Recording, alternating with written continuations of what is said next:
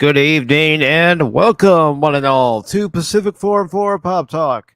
As always, I am your host, Mike. Tonight, I have several articles I came across and I thought would be good articles to talk about. And also, I just wanted to say we are just a few short hours away from the return of the Orville. And I don't know about any of you, but I am very excited for the return of the Orville after 3 very long years without it. So I hope you're all doing well this evening. Thank you all for coming by and leaving likes and watching this episode of Pacific Forum 4 Pop Talk. Whether you're watching it live, whether you're watching it on the replay, thank you all so very much. So let's go ahead and get underway with our first article here. And it's a big one. That's right. For anybody who hasn't heard, Johnny Depp won his case, won his defamation suit against Amber Heard. He gets 15 million in damages after a defamation suit against Amber Heard. She gets 2 million in her countersuit. This article comes from Deadline. I have already posted the link to this very same article in the chat for anyone who wishes to follow along. And this article is by Eric Peterson, and it was just released a few short hours ago. Johnny Depp reacts to verdict in Amber Heard trial. Jury gave me my life back. Yes, they did. All right, so it starts off by saying Johnny Depp released a statement minutes after the verdicts were read in his $50 million defamation lawsuit against his ex-wife, Amber Heard. The jury gave me my life back, he said, adding later, truth never perishes. That is very true. And by the way, before I continue, I want to say hello to DJ Ronnie G. Welcome, my friend. It's good to see you here. It's always good to see you here. As a matter of fact, I'm going to go ahead and post the link to the StreamYards in case anybody wishes to join me. No, I do want you guys to wholeheartedly understand that my plan is to go till 10, but I can go till 11 p.m. Eastern time, and then I'm going to sign off and set everything up for my live reaction to the Orville at midnight, right at midnight. Because I don't know if you can hear in my voice, but I am pumped. I'm ready. I am so ready for this. So there you go, ladies and gentlemen. For anybody who wishes to join, you are more than welcome. So here we go with this first article. Sorry about the short amounts of pausing. All right, so it says Johnny Depp releases a statement minutes after the verdicts were read in his $50 million defamation lawsuit against his ex-wife, Amber Heard. The jury gave me my life back, he said, adding later, truth never perishes. Amber Heard says she is heartbroken by the verdict in favor of Johnny Depp. The disappointment I feel today is beyond words. Article continues by saying the jury in Fairfax, Virginia today awarded Depp 15 million in damages against Amber Heard over the 2018 op-ed she wrote for the Washington Post that claimed she was a victim of domestic abuse.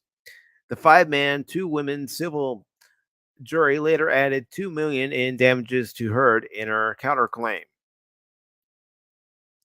And it goes on to say, via his spokesperson, the former Pirates of the Caribbean star said, 6 years ago, my life, the life of my children, the lives of those closest to me, and also the lives of the people who for many, many years have supported and believed in me were forever changed.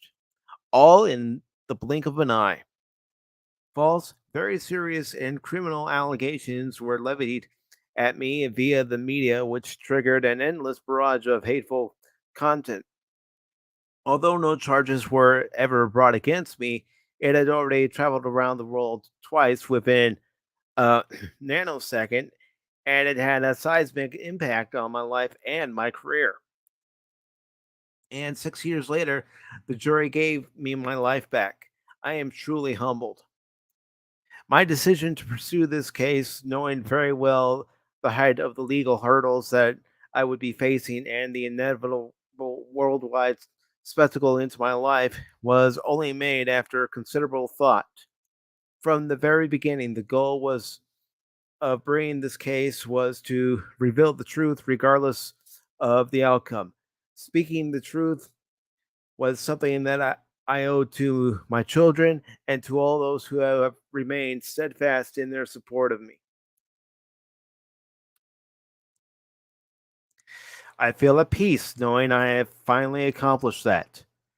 I am and have been overwhelmed by the outpouring of love and the colossal support and kindness from around the world. I hope that my quest to have the truth be told will have helped others, men or women, who have found themselves in my situation, and that those supporting them never give up. I also hope that the position will now return to innocent until proven guilty, both within the courts and in the media. I wish to acknowledge the noble work of the judge, the jurors, the court staff, and the sheriffs who have sacrificed their own time to get to this point, and to my diligent and unwavering legal team who did an extraordinary job in helping me to share the truth. The best is yet to come, and a new chapter has finally begun. So, how about that, folks? Johnny Depp has been cleared of all wrongdoing. And if you listen to any part of his testimony and Amber Heard's testimony, you could tell who was telling the truth. Let's be honest. If you were watching this trial, you knew who was telling the truth. You knew who was lying. And justice prevailed today. Justice prevailed for Johnny Depp, as it should have. And please welcome at this time Zan Zoltan. How Good are you, evening, Pacific? brother. How are you? All Uh, good? Yeah. I'm good. I'm good. I'm pumped. After Pop Talk, I'm going to take a short little break, and then I'm going to be back for The episode Orville. one of season three of Yeah. The Orville. I cannot Yeah, man. wait, brother. I'm the same, man. I'm the same. I still need to actually like look for my credit cards to see if they if they charge me and they just make me look it up because here in Argentina we actually have to pay for Star Plus, I think, not Hulu. But I don't know. Okay. Perhaps they let me pay for Hulu. I'll pay for Hulu. It's Yeah. horrible. But yeah. We actually So have this Arena too that he was pumping too for watching that. So we're all like that. yeah, yeah. I mean, today is a good day. Today is Yeah. really a good day. Johnny Depp. You listen to him on the stand during this case. You could tell, and he was still traumatized by what happened. Yeah.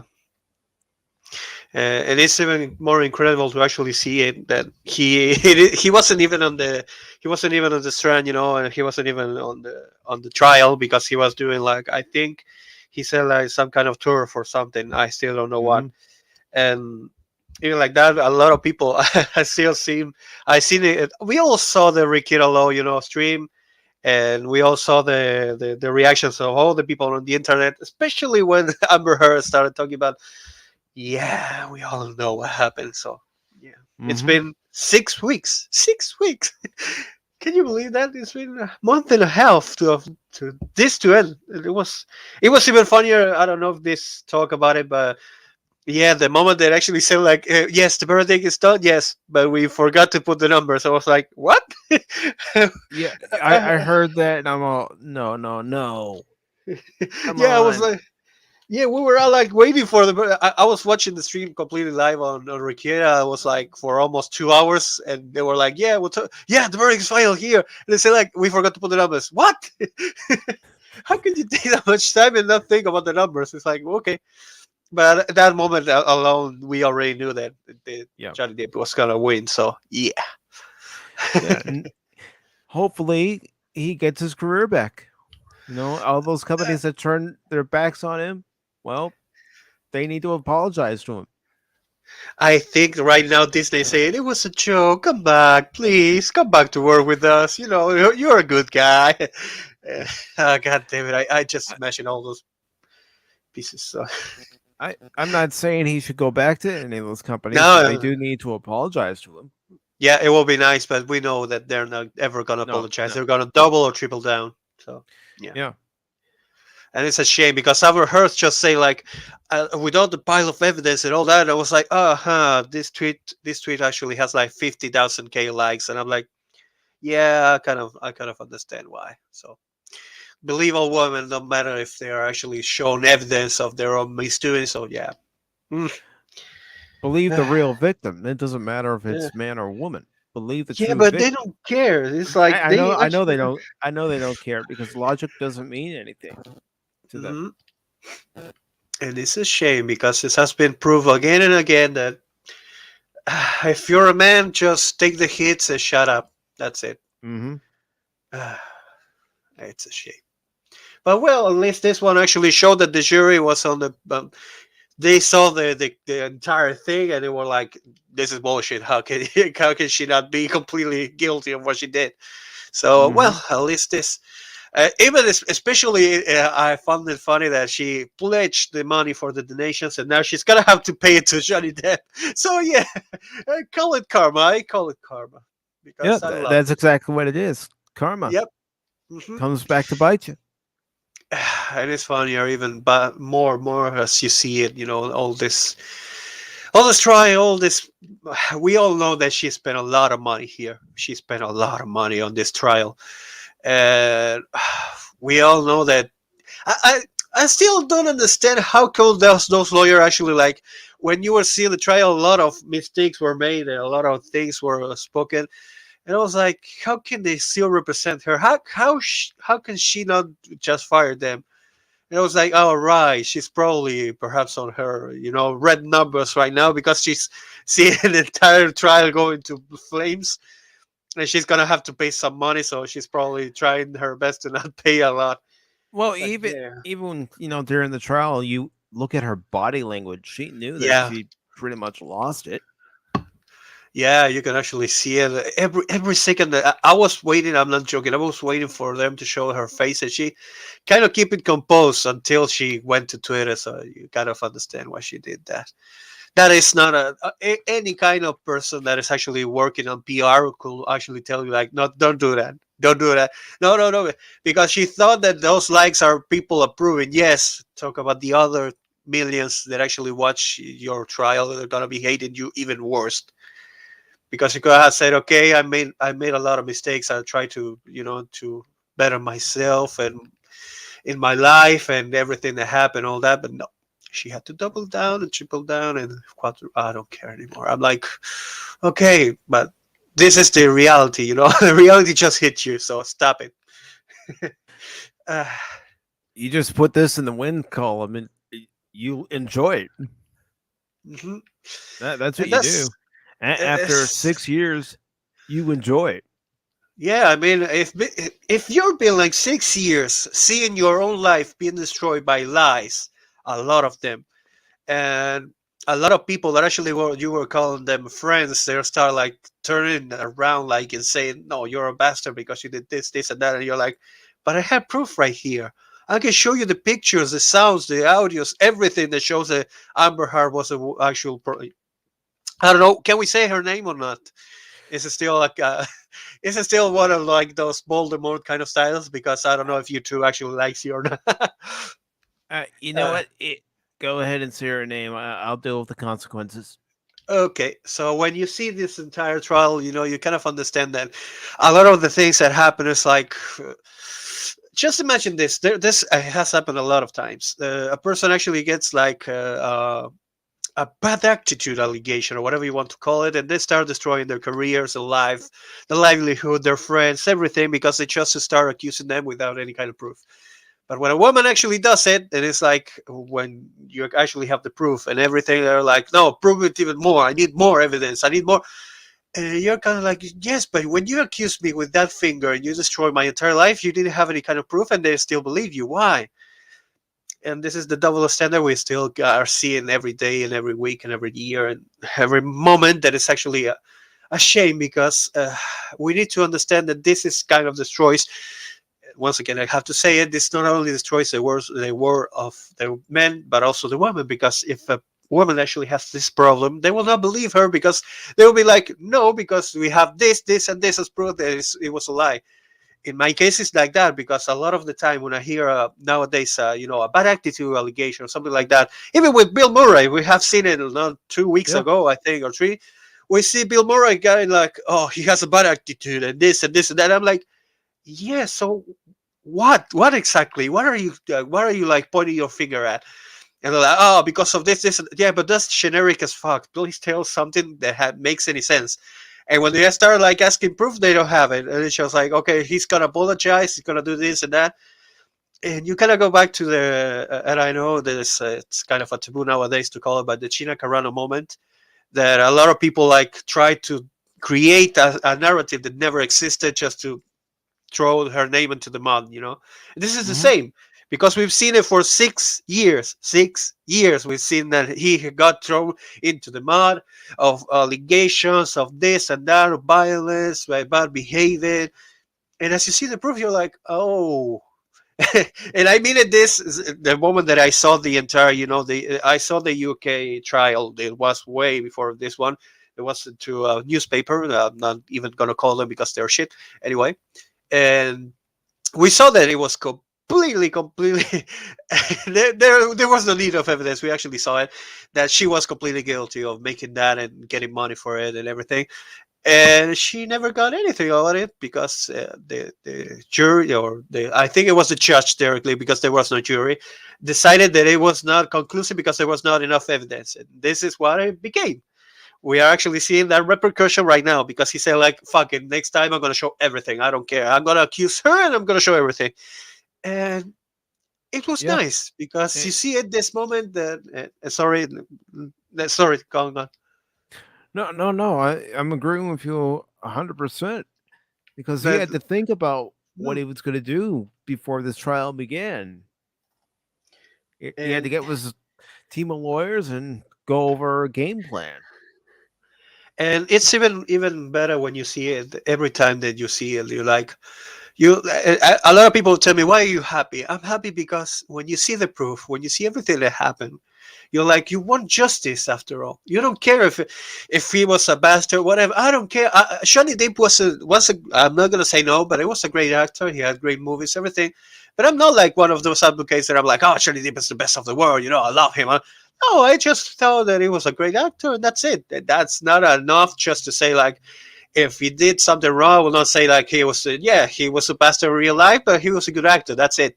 I can separate, the actual job that he makes, other than the reality of a human he is. That's why I still love Scrubs, because if I had to take it off over what Zach Braff actually thinks about in real life into what he does as an actor, could never even watch nowadays Scrubs, and I still love it. And that's the difference, as you see the career of person being destroyed just because he did something bad. It's even worse because uh he didn't do something so egregious or something so destructive, as they say. It's like, it's Hollywood. Have you ever never been in Hollywood? I heard stories that make your skin crawl, and they don't care. They I've heard never care. stories about Hollywood that make me glad I don't work in Hollywood. Yeah, and that's what I mean. It's like, this was like, eh. A lot of people are like, oh no, how can you do that? You're like, are you for real? Have you seen 15 minutes of Hollywood? What it's like? It's a destructive place. They don't care about you. They will never care about you. You will be Mm-mm. a number for them. Just as as I always say when I talk about politicians, you're a walking income for them. That's it. They don't care about you. They will never care about you. This is the same. You kind of see it, because as you see him that got destroyed for years and he never got a job and anything like that. You will see right now with Amber Heard. That's what's gonna happen to her, because this stain he will never wash off, even if she pays and everything. If she will be like, oh, you're the one that actually lost to Johnny Depp and the trials, and this happened and this happened, this, and the image is completely broken right now, and that's what happened. Yeah. And it's a shame, because even if we all know she's a bad person, everything, we all know it. I think that after all this time, she should learn about it, but she will never learn. So yeah, that's it. That's my point on all this. And No, you honestly, make God, very good points. I'm glad thanks, man. you said. But yeah, let's be honest. This is all that I can think of because, to me, I'm happy just because justice. When we all seen it with Kyle Rittenhouse, we wanted justice. That's it. Mhm. Even if a lot of people will tell you like, no, you're wrong. Why? Show me. Explain to me why I'm wrong. And they're like going into you should always believe because she showed this, and that. But there's a lot of counterpoints, and that's a reality nowadays. They don't care if they actually have, you said it. They don't care about logic. Yeah, they probably don't. It's a shame. And But yeah, you know, your opinion, sir. a win like today's win for Johnny Depp, it's like somebody constantly telling you you can't do it, you can't do it, you can't do it, it won't work. And Hmm. then it works and you're like, "Yes, I did it." And then you want to share it with people. You want to tell people how you did it so they can do the same thing. I You want think to in the pass that best knowledge along. I think the best way to actually show a lot of this, trials and all that, the only way to be like this is to, and I'm not joking about this. This is the best advice that I can give to anyone that is in Hollywood right now. Go and get a normal girl. Don't get it from Hollywood. That's it. Never get it from Hollywood because the same day as you are a person that actually Hollywood is a narcissist world. That's it. And if you get a narcissist woman, she's probably gonna think that she's better than you all the time, no matter what you do. So it's Mhm. just a matter of time before they say that when love ends, hate begins. It's honest to God, that's what happened nowadays in Hollywood. So don't get a girl from Hollywood. I know it's It, kind of sorry. it makes you, really think are any of these, actors and actresses when they, marry one another, are they in it for love or are they in it to boost one another's career? I think it's more for the image because here in Argentina we have seen it a lot of times. A lot of actors and actresses, it happens a lot, and I'm not joking. Uh, they get together because of a show. For example, there was one here called Nicolas Cabré, which he was an actor in Son Amores, which was a polka production, and it was real big, like 40 points. I don't know how to call it in rating that right there, but he was like 35 to 40 points sometimes in ratings. It was like 4 million or 5 million people watching it in a country of 50 or 40, sorry, and it was big, big, big. And he was like dating the same girl that she was dating, that he was dating in the this novela. Let's just go like that. It was telenovela, and they lasted for almost 3 years, almost to the same time of the show.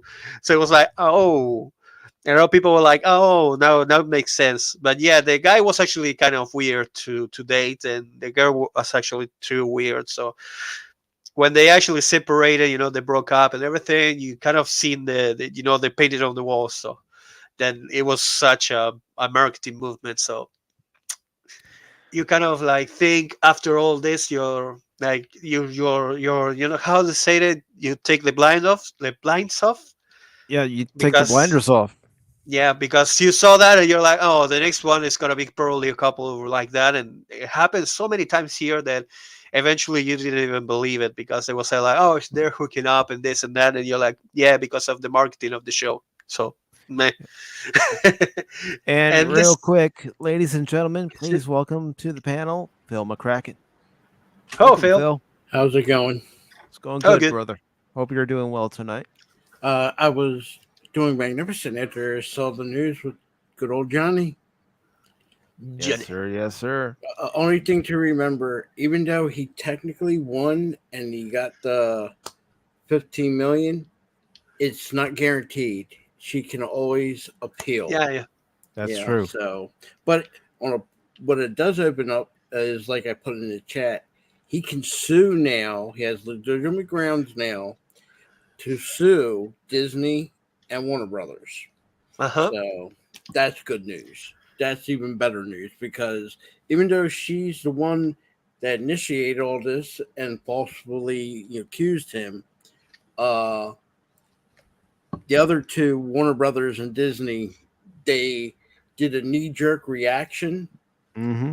And don't forget, both of these, well, not Disney, but Warner Brothers particularly, Ezra Miller, whatever that guy's name is, he did it 3 times, legitimately 3 times, attacked a woman, and has not been fired. Sorry, I have to go. Paul needs me. I'll be back, Pacific. All right, brother. Okay, we'll talk. Sorry about the sound. No Yeah, problem. we're both getting calls on Discord. So sorry, guys, who are calling me on Discord. I'll talk to you after the show, or if I don't talk to you after the show, I'll talk to you tomorrow because the Orville. That's all I'm gonna say. The Orville. But yeah, Phil's right. It's a victory, but still, there are still other steps that need to be taken. And I'm no legal expert, but I wonder if, hypothetically speaking, if Johnny Depp were to sue both Disney and Warner Brothers, if they would try to settle out of court instead of having it dragged out in the media. Probably they're gonna settle because they already know that even if it's not a loss, like even if they win, their image is gonna be tainted completely because we already know that if he has to show the proof and all that, how they treated him and in messages is ghosting him or whatever, it's gonna show a really bad image to those two. So yeah, it's probably gonna be completely settled under the table, without even getting into a trial or even you're not gonna even see the papers. That's what I'm saying. He's probably gonna be like, okay, now it's your turn, Disney, Warner Bros, and they'll be like, okay, how much you want? And he will be like, okay, 10 million. Okay, done. That's it. They have the money. They don't care. It's like we don't care about what we do, and it's probably better just to pay him and shut him up than make it completely. But I know for a fact that perhaps no, it's not like CVS. CVS will actually go to an entire trial because they don't care. They're not so important nowadays. So, but yeah, this is gonna be under the table for real. And honest, I understand what Phil said because it's a reality. She could be like completely going all the whole rails and just go into the entire new trial. It would be such a disaster for her because that is completely drop. It's like she's in the money. She's like dragging her face into the money. That's it. If she actually goes that place, it's even worse. Yep. But yeah, let's see what happens. Honest to God, let's see what happens. Yep. Just play it by ear. Play it, one day at a time. Yeah. Because let's be honest, if you kind of understand what happens nowadays, it's like you can never know. And No, you don't. It's like you don't know from one day to the next. Exactly. Okay, report claims. Yes. Sorry, read it, please. Because that's all right. That's all right. That's all right, brother. Okay, report claims Warner Brothers Discovery and David Zaslav are unhappy with JJ Abrams' slow progress with Bad Robot DC Ventures. Oh no! Sorry, I was gonna say something. So I was gonna say the typical phrase. No shit, Sherlock. Well, it is that. It's exactly that. It's like this article comes from Bounding in the Comics. It's written by JB Augustine, and it was actually posted on their website on the 28th. And the article goes on to say a new report suggests JJ Abrams could be losing his leverage in Hollywood. And with that, Bad Robot's era of monopolizing modern mythology could be at an end. So you're telling me good news right now. I hope I'm telling you good news right now. Dude, I'm sorry, but he probably should have, after what happened with, I know everyone's gonna be on me with this. After what happened with Star Trek, he should have been kicked out of the curve. And at Star Wars, let's not even talk about Star Wars. But after what happened with Star Trek, only he will be like, okay, you're out. But no, you're out. No. Well, I do have a couple of Star Wars related articles for tonight, so oh, nice. Don't tar and feather me. Okay, go on, go on. All right. So this article goes on to say this report comes from a major outlet, moreover, and not some unverified corner of the internet. The Hollywood Reporter is claiming there is growing frustration at Warner Brothers Discovery over Abrams not delivering on his promises regarding DC content. Star Trek fans No. can tell you all about that. Star Oh, Wars fans too. if you actually call Gary right now, he could probably tell you about 20 franchises that he destroyed. So, yeah. Yeah. He signed his overall deal with WB in 2019 with an emphasis on developing the Justice League dark realm of characters such as Constantine, Deadman, Madame Xanadu in new films and TV projects. Aside from hints at the potential of dubious race swapping of the jaded British wizard, as well as a few teases, Neil has materialized on that mystical front. Warner has apparently seen a few scripts for Abrams' Constantine and Madam X pitches too, but that's it. Nothing concrete signals these are ready produced. So he The promised a lot of things and never happens. Nothing happened. Yeah. yeah. Oh my god. Oh my god. It's our good friend, the The Nerporial report. life form. Brother, you know what? I'm just going to interrupt this article just for one brief 30-second clip. Let me get it set up, and Okay. because I'm pumped. I can't speak for everybody, but I'm pumped for tonight. So let me get it shared. Then I'll go back to that. Oops. Blame the operator. So let me just get this set up. Let me get this set up because I'm pumped. I'm ready. All right, here we go. Oh, and I didn't see this one. Gather your team. All hands, go to tactical alert. We're threading a needle here, but we'll complete the mission at all costs. Oh, I can't wait. People are scared. Oh, what? Surrender or you will die. I cannot wait. I can't shake them. Hang on to something. Definitely worth the wait. Yes, Oh, nice. cannot wait. Dude, that image of how's it called? Isaac going like rogue into a monster. What the hell? Oh, I dude. can't wait to find out what that's all about tonight. Dude, I just have to look it up. How can I get? I need to get Hulu in Argentina. I think they don't let me. Like, I have to see if I can pay it and done, but I don't know. I hope. I hope you're able to get it. Yeah. I don't want anybody missing out on tonight, especially if you're a fan of the Orville. Yeah, dude. It's been like how much? 3 years? Yeah, 3 years since the last season. Yes, it was 2019. So yeah. Oh, it's been 3 years, dude. All right, so getting back to this article, it says the Star Wars Trek producer, director, excuse me, sorry, Oh. allergies, has implicitly wanted a crack at Superman after all these years. What we have to look forward to is a script by Ta-Nehisi Coates that either radicalizes the Man of Steel or uses his alien heritage as a metaphor for racism. Oh. As our readers may recall, there are no drafts of the script turned in within a year of the Bad Robot Moss being announced. Though it's been reported recently, one has been submitted by Coates. Adding fuel to the fire is a $250 million price tag on his contract, which is the tip of the iceberg. For comparison, the Hollywood Reporter mentions the budget for the Game of Thrones prequel House of Dragon is under $200 million. That's a lot of money. That's a lot of money just for a production of a pre-sequel. Just think about that. Mm-hmm. Welcome back, Phil. Hi, Phil. Thank you for having me back. Not a problem, brother.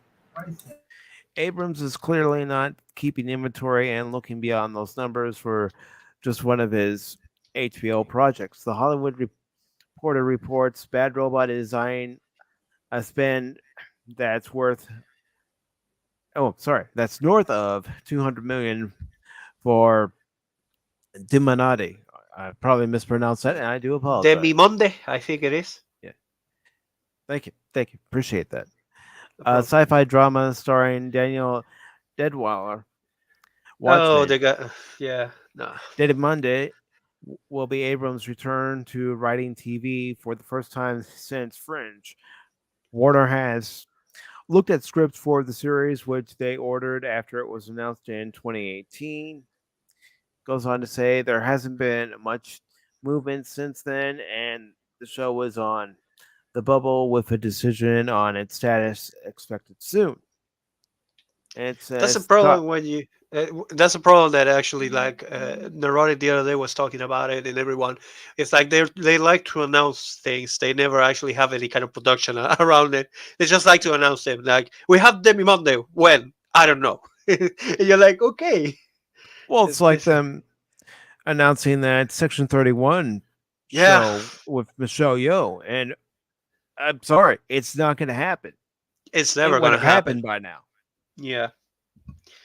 And that's another thing. They actually like announce things that we don't even care because we're still watching a show and they're trying to make a spin-off of a show that is even like, you know how it should work all the time. When they make a spin-off, it's because the show is great and everyone wants to watch something more. You cannot expect people to actually watch a spin-off of a show that nobody liked it. So Mm-hmm. yeah. And this is, I think, one of the biggest one that I still remember that it was great. It was Torchwood. It was a spin-off of Doctor Who, and a lot of people were like, "Oh, this is great! This is great!" And I never watched it. I watched only like 2 episodes, and I was like, "Oh, this is kind of good. I kind of enjoyed it." But even like that, even with all the Doctor Who, you have that big stumper, as some people call it.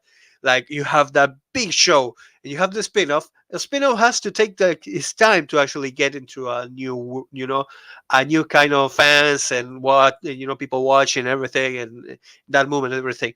You see it with the Orville right now because a lot of people were like, "I hate this Star Trek. What can we watch?" And it makes my father say like, "I made a show. It's called the Orville, and it's kind of like Star Trek." And then we were like, "No, this is real Star Trek. The other shit." And this was technically a spin-off to some point, even if it's not like for CBS and all that. But you're like, okay, this is what Star Trek should be. So I can approve this not even as a spin-off, but as another world for this kind of universe. And I enjoyed it even more because you kind of seen the Sigma for the most of the time said it. I'm a fan of Star Trek, and I wanted to make this kind of Star Trek, and it's great because you see that you see his hand as a fan into what the world of of sci-fi, planetary exploration, ships, especially ships, and you kind of see that little touch of Galaxy Quest that it has like a little bit of Galaxy Quest in the middle. Yeah, it does. You're like, and you love it even more because you have that kind of sense of humor and that kind of like idiocy around Star Trek. Sometimes that is like they take it seriously, real seriously, but sometimes you take them a little bit more like funny, and it's like I approve it. I approve. It's like the scene when Isaac cuts the leg of the Hellsman. I can't remember the name. Gordon. Gordon, there we go. And you're like, that was a funny joke. You cut my leg, and you're like, yeah, but it's practical. It's a practical joke. And I'm like, they went the other way, and I'm laughing my ass off because they actually found a way to make it even more important into the episode. And then the leg comes crashing down from the ceiling. And Alara and Kelly are there with Ed, and Ed tells Alara to get rid of it. Okay, imagine Alara that is puts it over her shoulder. Yes. And then you see that's funny inside a Star Trek world, and it works because you have a character that doesn't understand what is a practical joke, and a character who actually had his leg cut off, but it's such in that world it's like they can recreate the leg, so it's not so much of a problem. Instead of another, if we were talking like, for example, you're making this in like a detective kind of show in the 50s, this will be consequential to the entire story. This is not. This is like It's like I think it was like 8 hours or 12 hours, I can't remember, to regenerate the leg. And I was like, okay, this makes sense. So this was a practical joke. It's so even funnier as you see it, but it doesn't change anything because they can regenerate it and he doesn't lose anything. So it's okay. And this works. And how are you, Dix Marks? Um, Hello, Dex Marks. How are you doing and, tonight, my brother? and that's what I love the Orville, because remember the episode of they had the race of I can't remember the names. I forgot all the names. I need to look the names again. The officer of the alien of the Jaloja. I can't remember the name of the race. Auckland. Ma- Monklets. There we go. and you just mentioned. Jaloja. So I got a clip.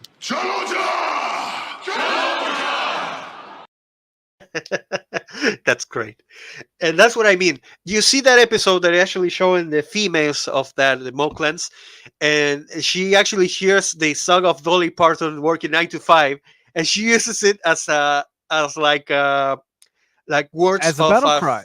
yeah, battle cry is words of a feminine empowerment. And you're like, it's Dolly Parton working 9 to 5. But you kind of understand it because they never heard about music in a feminine way, perhaps. And it's great. I was laughing my ass off in that moment because I was like, she's using Dolly Parton. Okay, let's work it out. So, and that's Star Trek. Sometimes it's even funnier, but it has a message behind it. Mhm. And I love it. And it's like, that's why I'm hoping to actually watch this episode right now. I'm gonna. I don't have to blame look you. for it. We've I had to have wait to a look. very long time. Yeah, I mean, I've been waiting since the moment of the last episode, and I watched it live with some guys that I found in the stream. And you see that I have to get the Disney Plus bundle. What the hell? Oh damn! Okay, we have Hulu with that $7 a month. Okay. Well, while you're doing that, I'm going to continue Yeah. in the article. Yeah, brother. sure. Go on. I'm gonna just 2 seconds. Okay. The cost-cautious David Zaslav is particularly frustrated with the lack of return on Abrams' investment. The Hollywood Reporter sources say, as he puts overall deals under the microscope to trim $3 billion, and $3 billion, that's a lot of cash, a lot of Yep. money.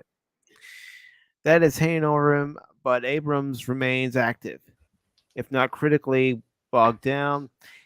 He's involved in original content creation for HBO Max, Netflix, and Apple TV. Other than Demonati, he's producing Reality Bender, Subject to Change, and crime drama Duster for HBO, a series about the band U2 for Netflix, and Apple's presumed Innocent, co-produced by David E. Kelly. Okay, can I ask this question? How a person can make 4 or 5 shows all the time? It's like you don't have the Because time. he might have the title as producer director, but producer and director in these days are not the producer and directors of 20 years ago. He Yeah. might not even, all right, for example, he did his Star Trek thing, and he might be listed on there, producer, director, but really he didn't produce and direct it. He might have had someone else do the assistant producer, was the one producing the show. He just oversaw it, pretty much. That's how. Yes. If like you look like on the Mandalorian, if you look at the credits, there's like 5 or 6 producers of the show. oh They have 5 What? or 6 people listed as the producers of the show. okay, and I have to say, to make that, I mean, it was a lot of people would tell me like it was great. I'm like, it was boring. He had he had good moments, but it was boring after all. I'm like, what's the? I've seen two seasons. I still don't know what the Mandalorian wants. What's his point? He originally, and this is my feelings on it, when they canceled the movie, the Boba Fett movie and the Obi-Wan movie, the Boba Fett movie, whatever was taken from that, set up the Mandalorian. The Mandalorian is what we would have got as a Boba Fett movie. That's my feeling. They should have made it the Boba Fett series, and they make it 3 seasons if you want, but make it the Boba Fett. It's like, I think the problem they're running into, especially over there, you had George Lucas, and he was in control of everything, even when it came to the books. Yes, you can do this. No, you can't do that.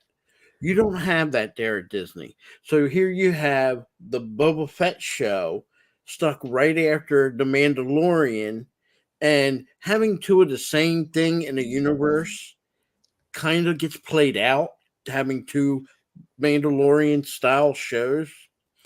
It would have been different. Maybe if they broke it up and had the Obi-Wan show after The Mandalorian and then come with the Boba Fett show. Just saying, maybe it might have been a little bit better, but things get played out. And I think that got played out. But JJ Abrams, let's just say, my opinion, Warner Brothers, and this is, I think, before they sold the DC off to Discovery, was reaching for something because all their shows was losing money. Every single one of them shows. And they were hemorrhaging money to the point that Warner Brothers couldn't keep that IP, even if they wanted to. So when they went and they reached for Abrams, it was a desperate hope. But unfortunately, they sold it. I don't even know what his deal is now that Discovery got it. so they're probably, I mean, if Discovery just got it, they probably see what is working. Like, you know how it is with companies when they got it. It's like, what is working right now? What are we actually making? What is being planned? And they're probably like, oh, we have this, and that. Well, where are we in the books? It's like we have the script, we have the director, we have this. What do we have? And they're probably watching as a lot of JJ Abrams all around these kind of projects. So they're like saying, okay, dude, stop it. When it comes to DC, what the only things they had good going for it, even though I was really surprised, was the recent movie, which I was shocked that it was that good, and Wonder Woman. Other than that, I mean, Aquaman, I wouldn't say was that great of a movie. Decent, but not great. It made money. That's what they care. So at But least they it made money. depends. Yeah. That's the thing. When you say they make money, did they make money where they recouped the money they put and invested in the movie, or did they make money where they're pulling in money on a constant thing? Think like Star Wars. When you do Star Wars and you had the movie before Disney, you had games, merchandise, memorabilia, accessories, yeah, TV a lot of spots, things. and You actually have back in the day, you actually have some kind of accessories into the consoles just to play some games. So there's a lot more to the making money in today's world and how they do it. They can say, yeah, we made money, but let's be honest. You take certain movies that they said make money. The last Star Wars movie, Episode 9. yeah, But when you do 60% reshoots on a movie, yeah, you you're not probably making spend a money. lot of money. Yeah, you You probably lost spend a money. lot of money. The movie never should have more than 10% reshoots. When it starts going up there to like that you're practically, I would say, darn close of tripling the cost of your movie. Not only that, you're making a new movie to a point. So And that's the big thing. Everybody is hyped when they came out with Rogue One, but that also had a lot of reshoots. Yeah, I think even maybe as high as 50% on that.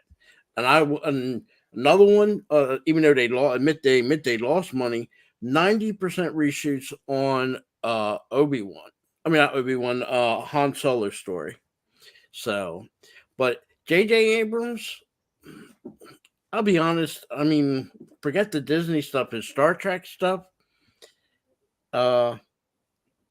His 3 that he came out with were okay.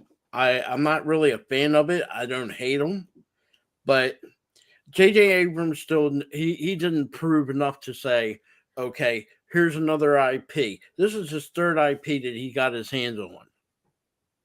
And Yep. one with the Star Trek, okay, he did bring Star Trek back. Give it to him. Even if the movies weren't that great, he brought Star Trek back to the screen. So I'll give him that credit. But as far as like his work in Star Wars, that equaled out, canceled out whatever good he did in Star Trek. So Batman or anything he's going to come out with in his little DC fandom, whatever, he's going to have to prove it to me. So, I mean, if he actually got like Star Trek back into the shows and everything, but they really needed Star Trek Discovery, Picard, Strange New Worlds. I mean, where they made the mistake is when Mr. Seth MacFarlane came to them and said, here, I have everything ready. I'm ready to do some Star Trek. And they said no. When they said no and he went and made the Orville instead, and which is pretty much Star Trek, his Star Trek, look how great that show is. And look at what we're getting with Star Trek now from Paramount. That's a prime example. Someone messed up there. We all know who messed up, and we already know why they messed up. But remember this, and I tell people this all the time. The companies can't keep throwing money away. Warner Brothers learned their lesson. They lost money. Every one of their shows lost money. Doctor Who, BBC, lost money because of what they did to Doctor Who. I'm not saying all the other Disney's and other movie producers, companies are going to change, but I think they're going to have to take notice. I think they're going to have to take notice of what Top Gun did this past weekend. Yeah. Well, you know what? I'm all for it, Top Gun. I love Top Gun. I'm glad Tom Cruise took the time. And remember, that could have been released 2 years ago. But he took the time to make sure everything was right. Make sure even the release time was right. He did everything perfect. You couldn't ask for anything better. Like I said, some people would have said, okay, release it 2022 and let us go up against Spider-Man. Or let me put it up there against Batman. No, he held back and said, we're going to wait. And his release date, perfect. So when the studio uses a brain and someone's there that uses their brain and thinks about everything like this, put everything in the all the dots and cross the I's and everything. Tom Cruise did wonderful. He certainly did. That's another thing. I know it's kind of a dream that I have, but I would love to actually see Hot Shots 3 because of this movie. But it's not going to happen because we all know that kind of comedy is dead. But yeah, I would love to actually see Hot Shots 3 right now because we all know that how it happened, the first one. So perhaps a rendition or something. The first one happened because of the success of the original Top Gun. And that's what I found it even funnier because the second one was actually about Rainbow Tree. And I'm like, okay, you can come back. You can make that cut. Now, I don't know. I think not because Charlie Sheen, he will probably go all out and say, like, yeah, I'm going to do it anyway. But a lot of the production and all that would be like, no, they couldn't even make half of that movie right now. So, yeah. True. And one can dream. Getting back to this article, it's talking about how JJ Abrams is working on the next Star Trek movie for Paramount, and he's looking to roll cameras and sound later this year.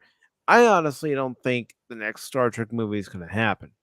They've been saying that it's going to happen for a couple of years now, and at this point, I don't think it's going to happen. And then, of course, he's got this new Batman animated series coming out. And there's only one real good Batman animated series, and that's Batman the Animated Series.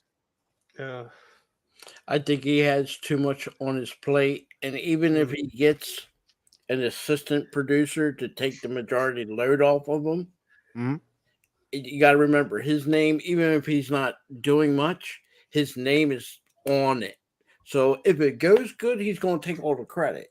Goes bad, you know, he kind of can walk away from it and say, well, that's because they rushed me or they made me go through 3 different cold treatments on it, you know. But your question to ask is, do we, since there's so much distance in time, do we want a Star Trek 4? Maybe a couple years ago, maybe, but as of today, I Yeah. don't know.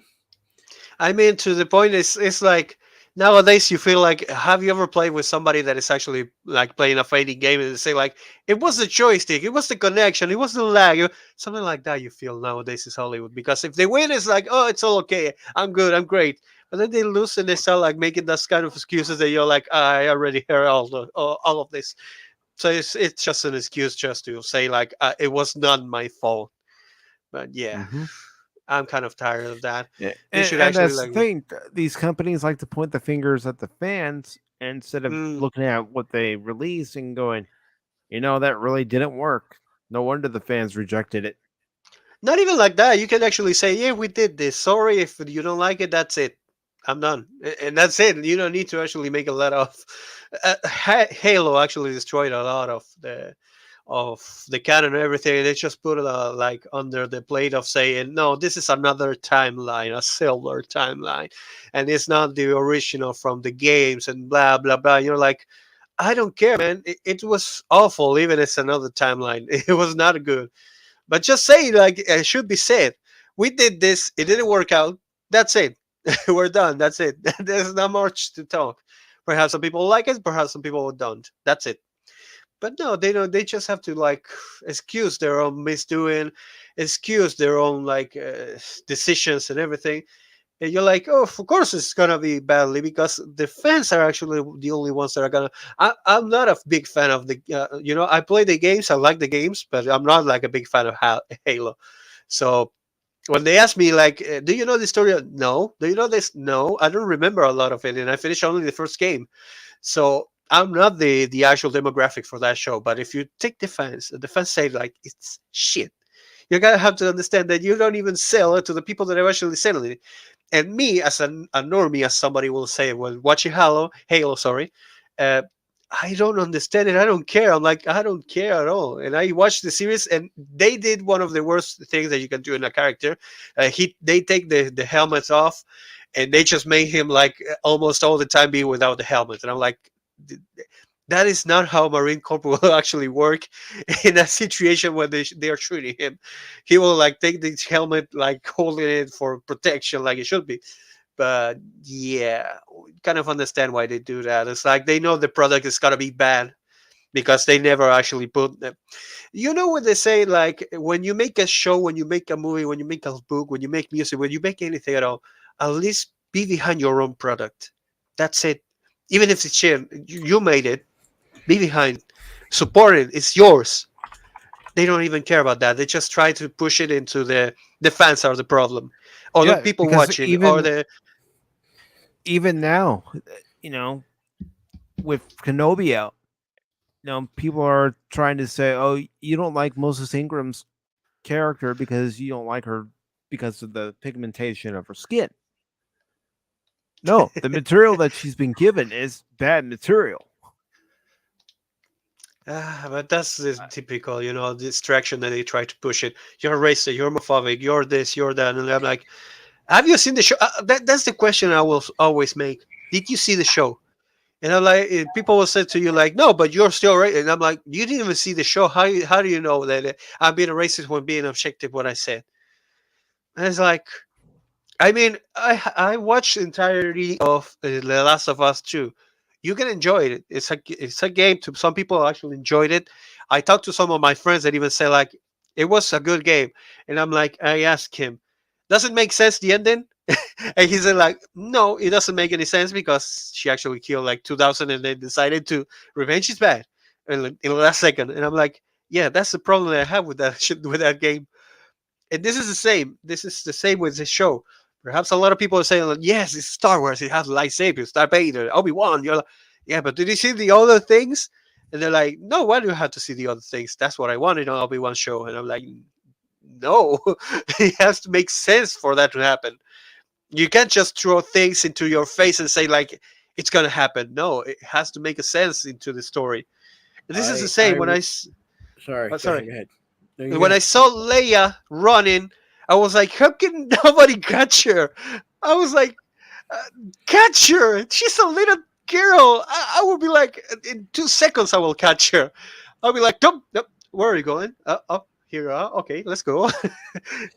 That's it. I will say this, and maybe it'll show my age, but forgive me. I remember when the original trilogy came out.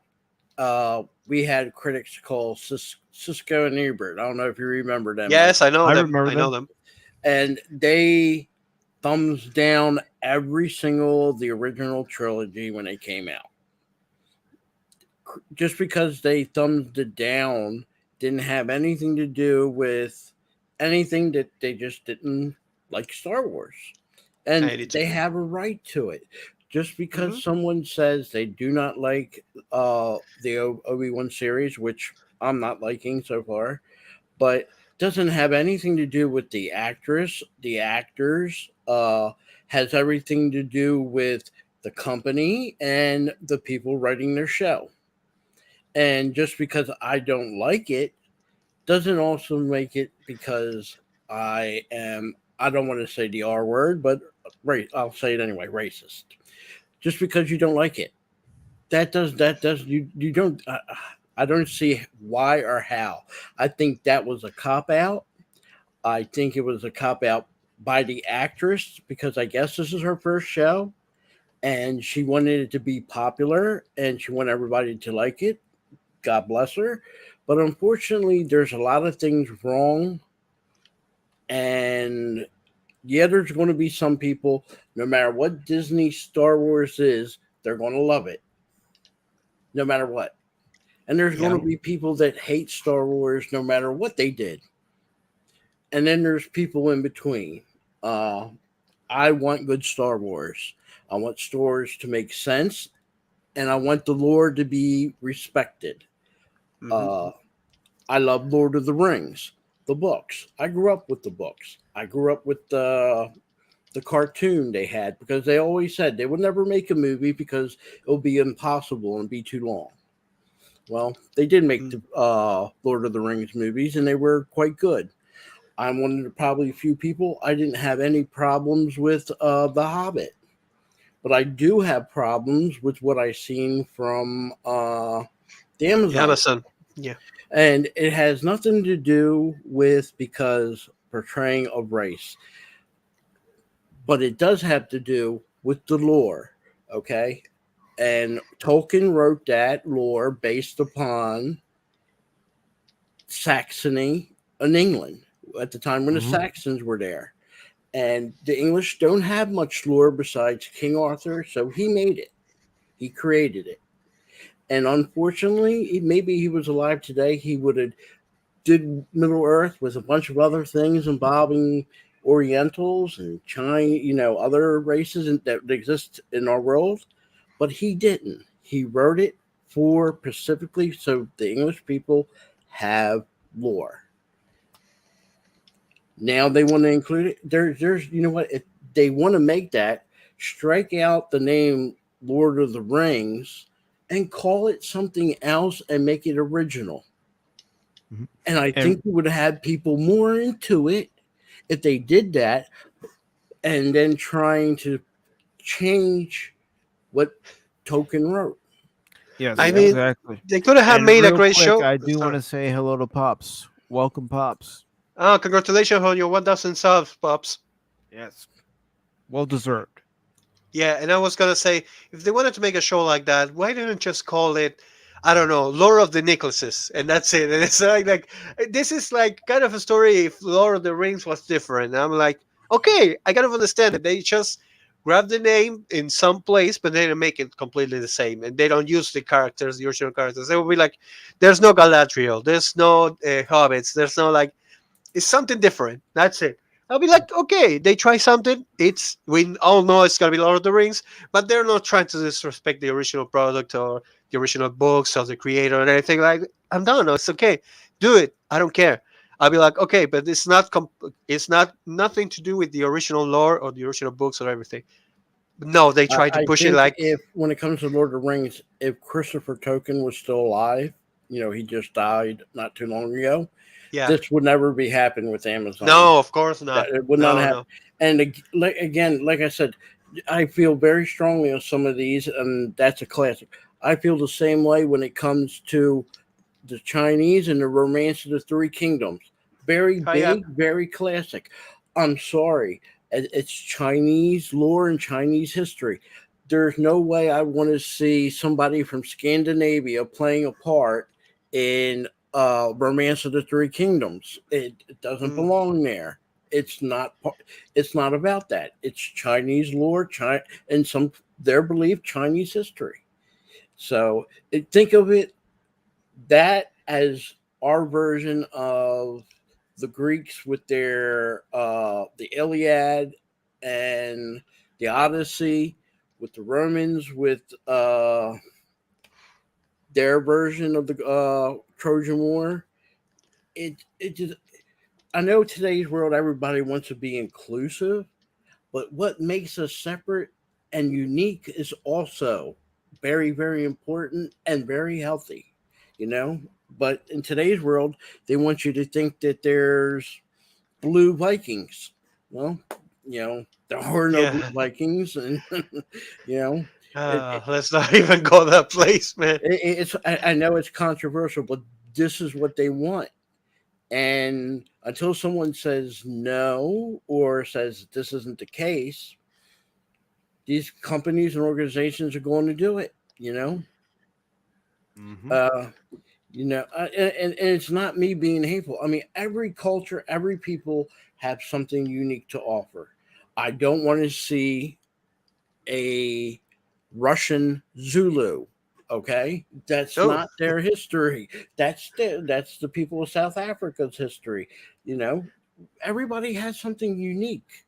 I'm all for doing something together. Be universal because the world has gotten smaller. But what makes you, me, and Mike, and everybody in the chat different is we all have different backgrounds, different lores, different histories, different beliefs. And that should be respected just as much as you want to bring everybody together. And we also have to acknowledge sometimes people cannot get along, and that's okay too. I'm all for if someone says, I can't get along with the people in Greenland, I'm never going to accept the people in Greenland, that's fine. Then if you just keep your distance away from them and do no harm, but you want to believe you want to stay away from them, more power to you. Yep. Long as it's not violent, you're not causing any harm or anything like that, you can say, I don't like something. mm-hmm. So But it's like they don't like it. It's like a lot of the times you kind of seen it that if you don't approve everything that everyone does, is you're like being something different, like the racist or homophobic or whatever you want to call it. It's like, no, I just don't like it. That's it. It doesn't matter if I'm. Why can Why can't I not like a show or a movie or a music? It's like it's subjective. At some point, you have to kind of be like that. It's not like because I'm racist. I don't like it. That's it. Even if I like the other ones, is they will say to you, for example, a lot of people say to you, but you like the old ones, the Star Wars, the old ones. Yes, because they were good, really. They have a story, they have logic, they have this and that, and you're kind of loving it. But well, you see the new ones, it look at doesn't that. like. People say that there was no diversity and inclusiveness. Mike, you can slap me at the end of the show for bringing that up. But look at the I'm not original going Star to. Trek. You're free to say what you want Look to at the say. original original Star Wars. The original, They no, said there was no black representation. yeah, Who was Billy D. Williams? What yeah, part did he The play? coolest guy on the planet. That's who Billy D. Williams is. He Yeah. is Mr. Colt 45, Mr. Ladies Man. Okay, he made the moves on Princess Leia and everything. You didn't hear the outrage in 1980 of, well, they had a black man making a move on the white lady in Star Wars. No one cared. It was good writing. It was a good story and a good character. We Mhm. all Indeed. love Brando. Who in the world and what mind did they ever watch The Empire Strikes Back and then turn around and say there are no black characters in Star Wars? What? Okay, then like I said, it's people that don't watch it. They get onto their little, and I hate to say, do a news column, and then they make themselves look foolish.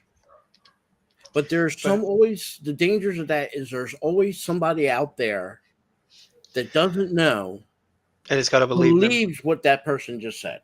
Mhm. Yep. Johnny Depp is a prime example of that.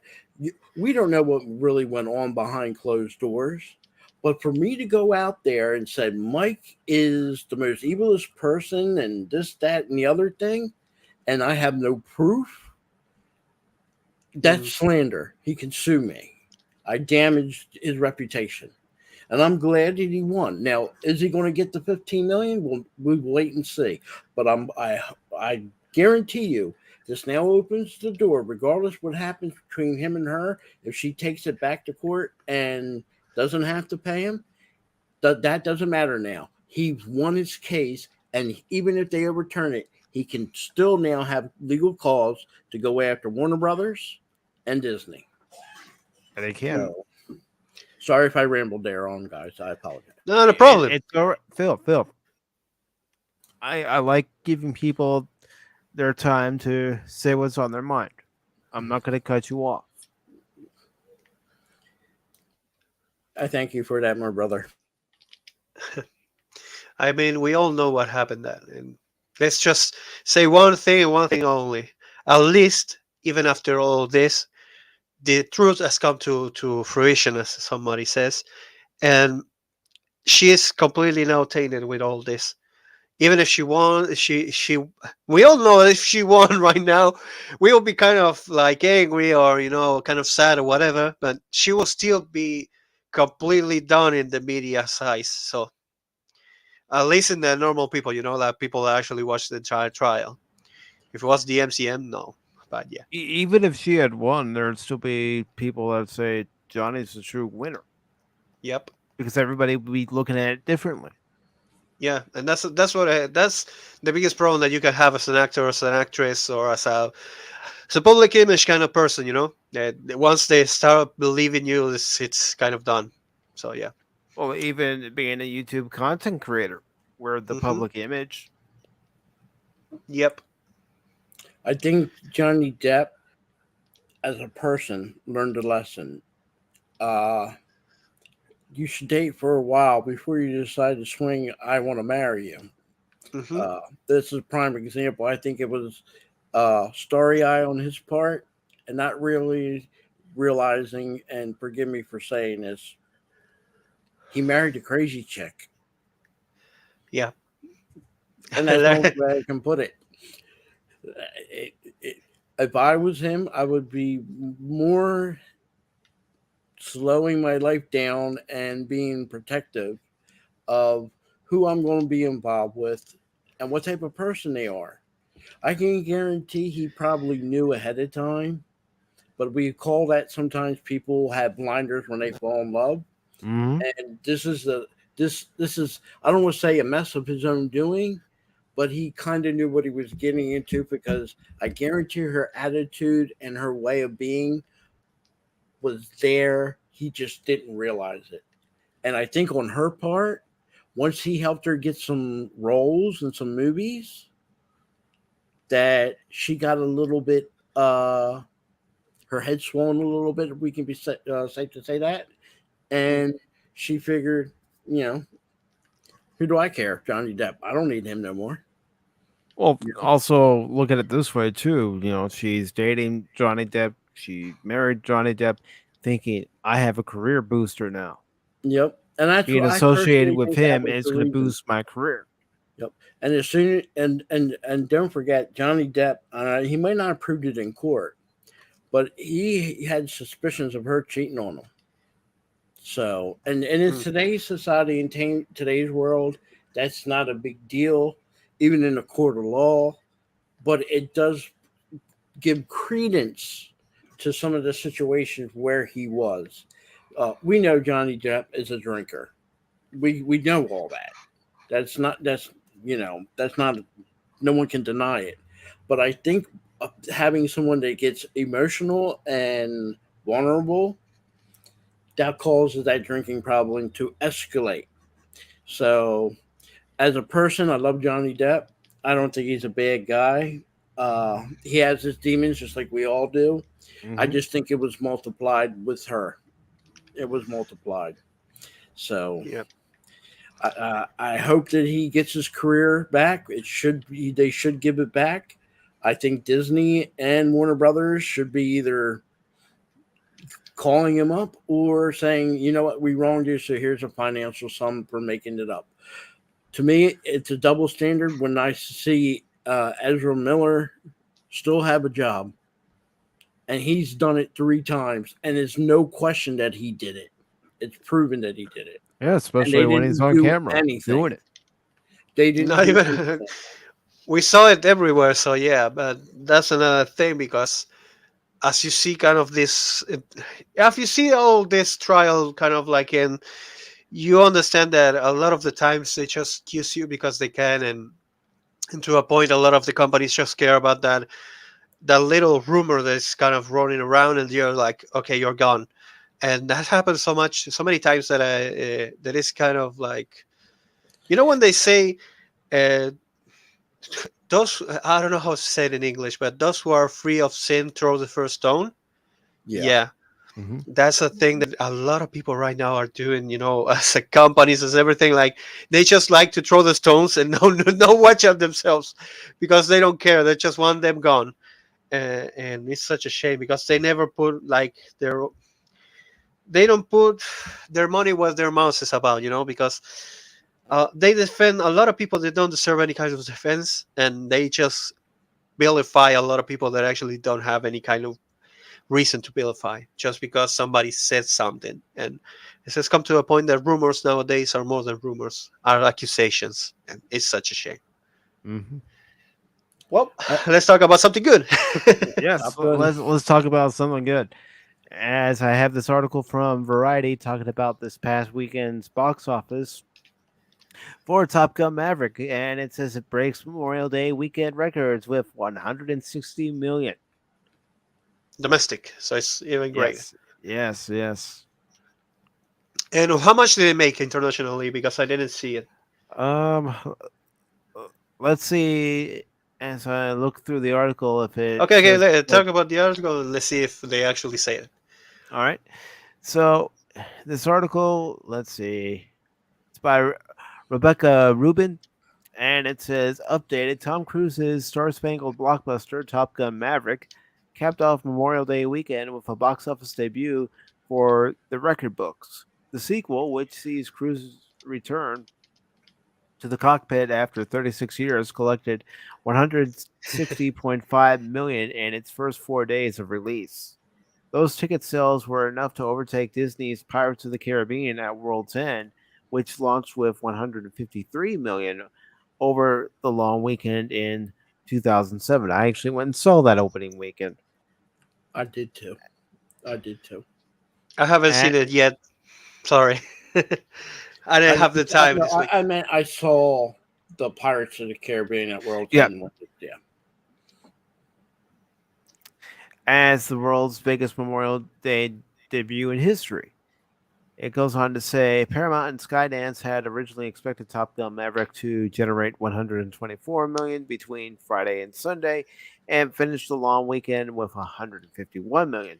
But the film had bigger than expected turnout on Sunday and Monday, pushing the 3-day haul to 126 million and 4-day tally to 160 million. Monday's estimates had the 4-day tally at 156 million. The movie is playing in 4,732 North American cinemas, the widest release of all time. And it's worth it. For any of you who are on the fence about seeing Top Gun Maverick, it's worth it. Go see it. Go see it once. Go see it twice if you can. 3 times if you can. Give this movie support. It deserves it. I'm glad that this movie is a success. I do hope there is no plans for any more Top Guns after this, though. I think they should leave it at 2. Yep, that's it.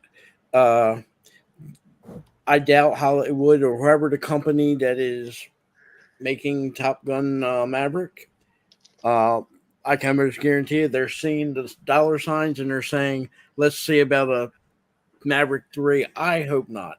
Because here's the thing. I don't mind them making...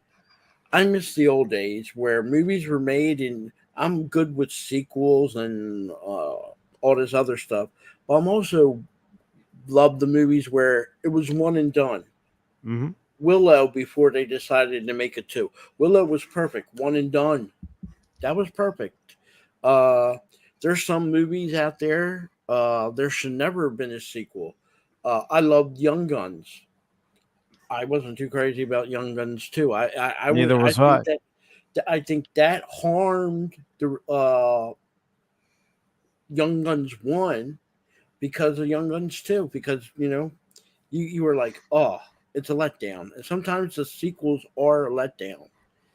But I love the one and done movies, and that seems to be rare nowadays. And just since this article listed it, Pirates of the Caribbean was never supposed to be multiple movies. That was supposed to be one and done, and they never planned on that being a hit. That movie was a hit at the same time as I believe Phantom Menace was out, and The Lord of the Rings, The Fellowship of the Rings. And that tells you how good that movie was. Yep. And that made Disney live action movies possible. Yeah, I went and saw the first Pirates of the Caribbean multiple times in the theater. And Disney owes Johnny Depp because, like I said, all them Pirates movies made them money. And like I said, if you went before that, you couldn't name a live action Disney movie that was successful. Mm-mm. And I think at the time Disney was so happy with him, they gave him back in the day, Hollywood used to sign an actor to a long-term contract. That means if you were like, I don't know, Clint Eastwood, and he went to Paramount and they signed a contract, they would sign him for 5 or 6 movies, which is exactly what Disney did. They signed him to multiple movies, including The Long Ranger, and I forget the other one they did, but he was signed to them before they, let him go. Willy Wonka was in it. Willy Wonka, the Charlie Factory, or something. I don't think that Charlie was. Factory. I don't think that was Disney. I think that was Warner Brothers. That was Warner Brothers. Oh yeah, okay. But when he was with Disney, he was signed to a multiple contract where, like I said, that's rare these days. Normally, an actor is a free agent. He can go anywhere he wants. If he wanted to go work for Warner Brothers, he can work for Warner Brothers for a movie, and he can go work for Disney for a movie, and whatever other movie theater companies out there. But for Disney to give him the contract like they did for multiple movies, that's unheard of in our time. And I guess that was there to reward him. And I personally think deep down, and this is just my opinion, please, just my opinion, when this came out with Amber Heard, it was more of, we really don't need Johnny Depp anymore right now. We're in a good place, and our live action seems to be okay. This is an expense probably we can do without. They're already replacing Johnny Depp with Margot Robbie. Mm-hmm. I hate to say this, if that's true, if I was Disney, I would not make another Pirates of the Caribbean movie. Leave it alone. But if they do come out with another one, and it is true that it is her, I think they're in for a hurt. And nothing against Margot Robbie or anything like that. It's a bad idea to take something iconic like Captain Jack Sparrow and just throw it out the window. Can you imagine if she actually? I mean, she has made a lot of characters and she's good acting. But can you imagine if they actually make like Harley Quinn, Pirates of the Caribbean, or something like that? That she acts like. I would be like, Not again. Again, I don't want to mean nothing bad as her as a person or an actress. Yeah. Some of her movies were good. Some of the last one she did with the Birds of Prey with Yeah. Ewan McGregor. No, it wasn't good. And Yeah, but I think hate, it was mostly because of the script, because it's so stupid. I in some think it was instances. even before the movie. If you watch that Ewan McGregor interview when he was speaking all that woke, Mm. I think that did a lot of harm, even though there was woke in there. And I laugh and I try not to say anything, but some people don't want to hear it till after the series. I don't think his mind changed about that. But when he came out to defend that that lady Moses, Yeah, Moses Yeah. Ingram. you can see. I think there's a indoctrination that Hollywood got into. It's not been made public. I think they were sat down and talked to and said, "Look, we want you guys to do this and do that." Hollywood went all in. Hmm. It's unfortunate, but the only actors I ever seen that stood up to what's going on currently in Hollywood are ones that have been blackballed, and Kevin Sorbo and Gina Carano. Mm-hmm. So, Although speaking of Gina Carano, on the 9th of this month, Terror on the Prairie comes available on the Daily Wire. Nice. I hope she does well because, like I said, I like Gina Carano, like her as an actress and as a person. I think Disney did right? No, but I personally also would have said maybe stay. I think Twitter is the most evilest thing you can use. Hmm. Personally, we all have thoughts. We all have something that we say, man, did we really say that? Or maybe this didn't come out the way I intended. I understand what she was saying, but Twitter is just something to grab something and then attack people by people who never come out of their house and that have nothing better to do than attack you. So I personally never use Twitter. I have no use for it. So, but I only use it to promote my channel and I promote other understand. people's I streams. understand, and I'm all for it. I'm all for that Pacific. It's just for me. It's just like it's something. If you said I don't like Sonic, you're going to have 10,000 people that love Sonic come after you. Yeah. You know, bunch of 10-year-old boys with skateboards are going to come beat you up. I mean, I love Sonic, but that doesn't make any sense. If you don't like it, don't like it. I mean, but that's like I said, it's today's world and today's society. Because you dare say you don't like it, Yeah. where maybe 10, 15 years ago you could say I didn't like a movie, and that's fine. People just said okay. Yeah. It almost And it's, makes you scared to open your mouth to say anything, to be honest. yeah, but Twitter is like some kind of. I always say Twitter is successful in some places, because it's like how's the meme goes. Just because I said I don't like waffles doesn't mean that I also don't like pancakes. But somebody's gonna come here and tell me that since I don't like waffles, I don't like There, pancakes. there you go. There you go. And don't forget, I'm sorry, Zanzol. I'm going to have to kick you from the panel because you don't like waffles. So I love sorry, man. waffles. I love waffles, but I must admit I also like pancakes. I love all food. I The only love it thing that I all. don't like is escargot. That's it. It's like I eat But- Yeah, anything. yeah, But don't I can forget- go without escargot. Don't forget, Pacific, that even Tom Cruise went for a time where they were trying to cancel him Mm-hmm. for Mhm. nothing other than look. If he believes in Scientology, that's his business, his right. Who are we to say anything otherwise, right? But they literally, like, were a couple years ago, I think about good 8 years ago, because certain people did things and they happened to be Scientologists, they automatically went after Tom Cruise. Why? I don't know. He didn't do anything. But they really went after him for absolutely no reason. And sometimes I think we have that issue where we put a bullseye on people And that bullseye, once it's on you, it's like you got to be canceled.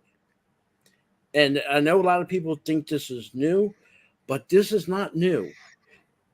I'll give you examples like the Cassidy brothers in the 70s. The one from the Partridge Family was really super popular in the early 70s when he had the Partridge Family as a TV show. Mm-hmm. Super big. But then, like a turn of a dime, as fast as you can blink, that man was blackballed, and even the people, the fans that he had, couldn't stand him. They didn't want nothing to do with him. So then there was a couple of years you didn't hear anything. Then his brother got popular. I don't know why, because of the TV show he did. What was that TV show where him and this guy played the books that were detective brothers? Nancy Drew, but they were the other ones. I'm sorry, I forgot the name of it. But anyway, it was a popular show. It was It based wasn't on Starsky and Hutch, was it? not Starsky and Hutch, but it was the equivalent of Nancy Drew, but there were two brothers. Supernatural, I think it is. It was a very popular book series. It was made a TV show, and that really made his brother, Sean Cassidy, a very big star. And for 3 years, you couldn't watch TV without something about Sean Cassidy. After them 3 years, it was like the comet. And once it's gone, it's gone. No one wanted to touch him with a 10-foot pole. You know, it happened. People used to like the actor that played John Boy in the Waltons. He made a science fiction movie called Battle Beyond the Stars, which really bombed. All of a sudden, no one wanted to touch him with a 10-foot pole. Mm-hmm. It happens.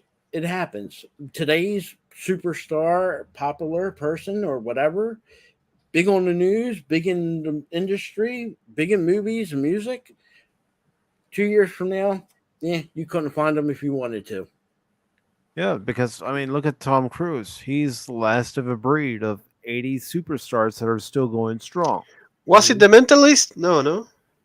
No, this was the 70s show.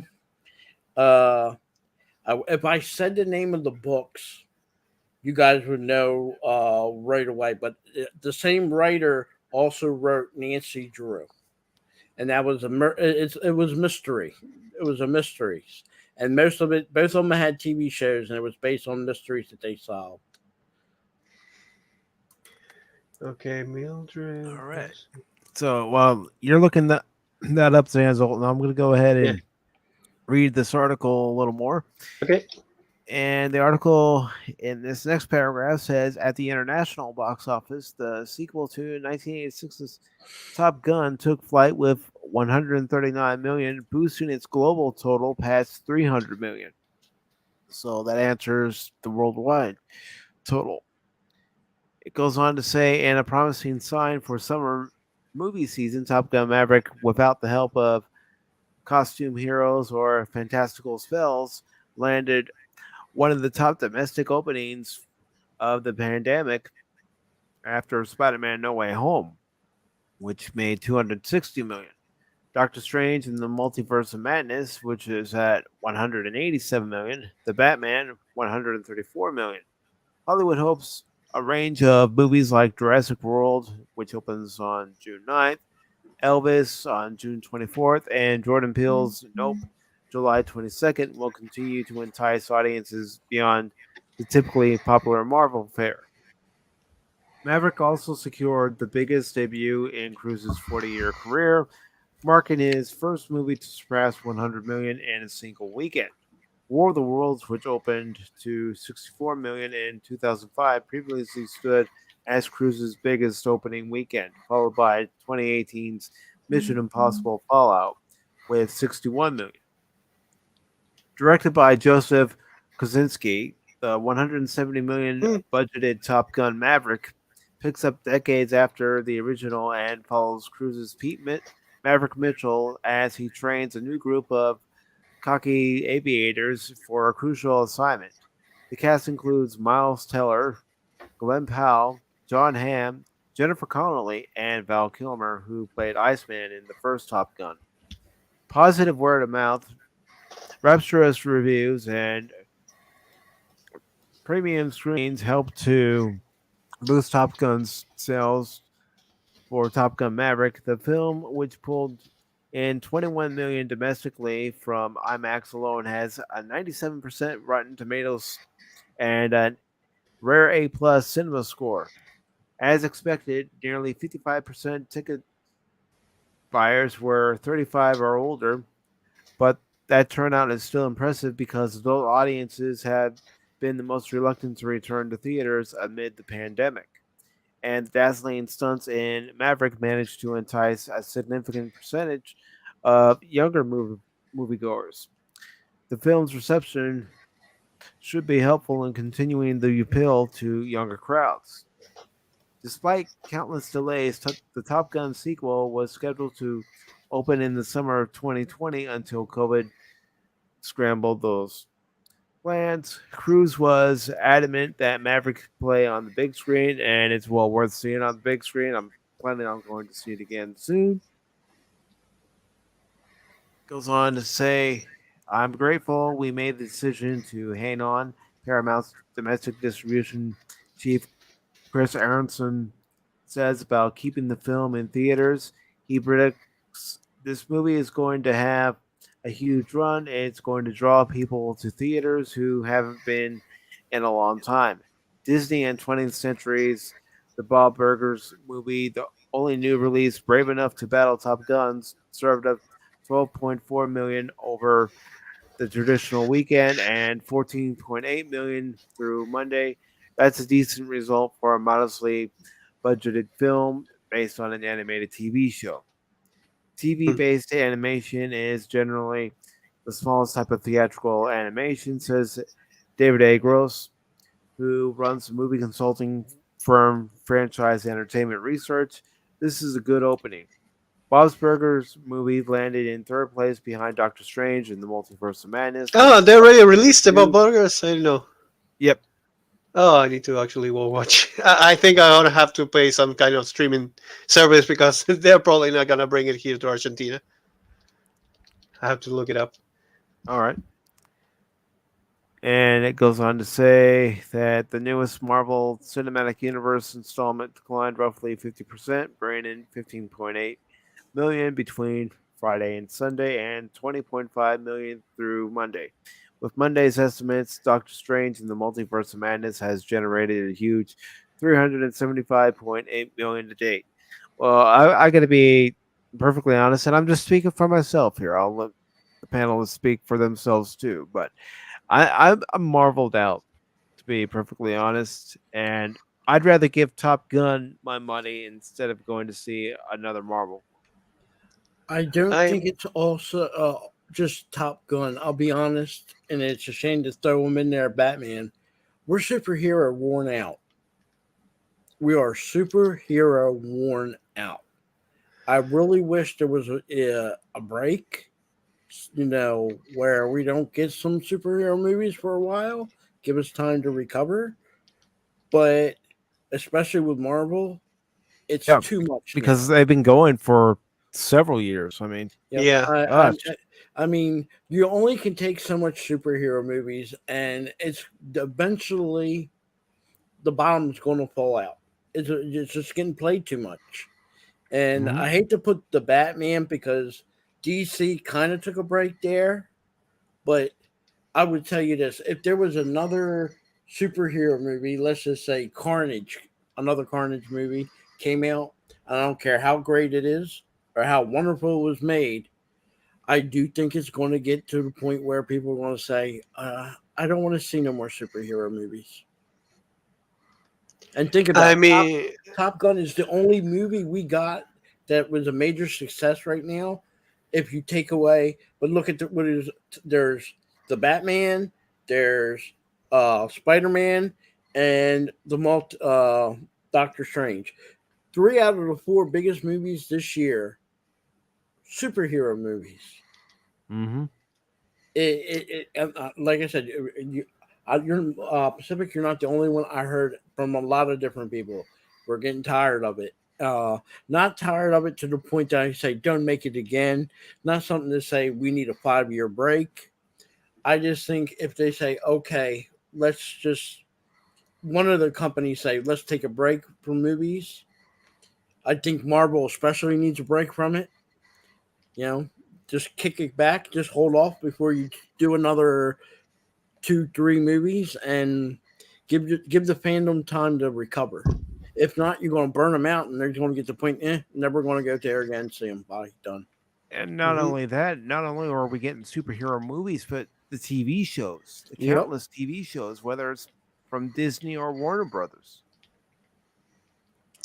I mean, I just gotta be completely honest, but these last 2 days I was watching the original Iron Man and everything. I was like, kind of wanted to spend some time watching something that didn't take a lot of my time because I will play something while watching it, and I needed something like that needed so much concentration.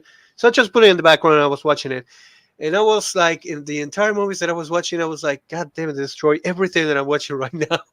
And I'm like, oh God, why did they do all of this? Because the moment that I start like, I saw Captain America, was like, he wasn't the first adventure. Captain Marvel was the first adventure to this world. And I'm like, God damn it, this show. But I yeah, hate to say it, but but yeah, I kind of when understand that. Marvel Like, Studios was doing the movies with Paramount Pictures, the movies were better. I yeah, think so too.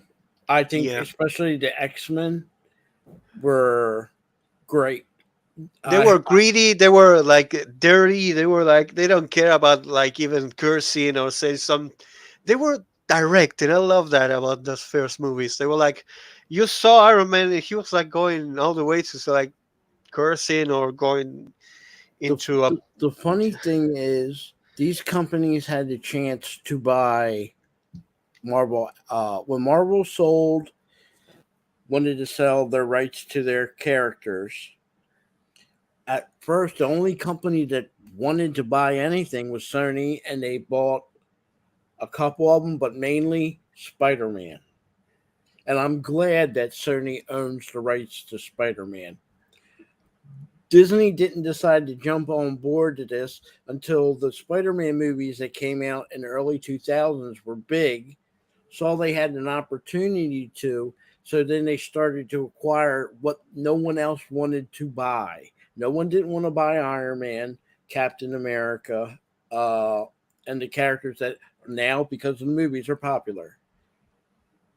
Then after they realized they had something there, Disney started to say, let's start putting Marvel on our umbrella. Let's go buy companies that own the rest of Marvel, yeah. Fox, and everything. I think personally, even though you can say it's iffy, I really think Disney has a monopoly. They do. And I personally think that under normal circumstances, they would have been brought to court and broken up. And I personally think that's the route they should go. Reason why, and I hate to use this reason, but I think it has to do with politics. And as long as the politics are going to protect Disney, that's not going to happen. But things can change real quick when it comes to people and their beliefs and in their thoughts. Today, what's fine, tomorrow, it's not. Personally, I would love to see Marvel go its own way, Star Wars go its own way, and Disney just be limited to Disney stuff, their animation and their parks. I think they lost something by trying to acquire things that they couldn't make their own. Yeah. They So, lost that creative drive. yep. I mean, they did try and they failed when they bought the rights to John Carter. That was Oh, that movie. the biggest bomb, but it was not their fault. That movie I actually liked, but they tried to squeeze it in there during it. It's sometimes a movie can sink or swim just by the schedule of the release. If you've seen when you read the article about Top Gun Maverick, it was supposed to come out in 2020. Mm-hmm. They could have put it out earlier, and Tom Cruise is like, no, let's just wait. It's all about timing. And I personally like John Carter the movie. I just think it was released at the worst time that it couldn't make money, even if people liked it. It wasn't going to make it. So, and that caused Disney to say, maybe if I buy Star Wars, and maybe if I buy something from Marvel, maybe we can have something. Because let's be honest, the only thing Disney really had that was successful was Pirates of the Caribbean. That's true. So, but Because I'm they tried a grateful Haunted to- Mansion movie, and that movie flopped. Mhm. Well, even Oh.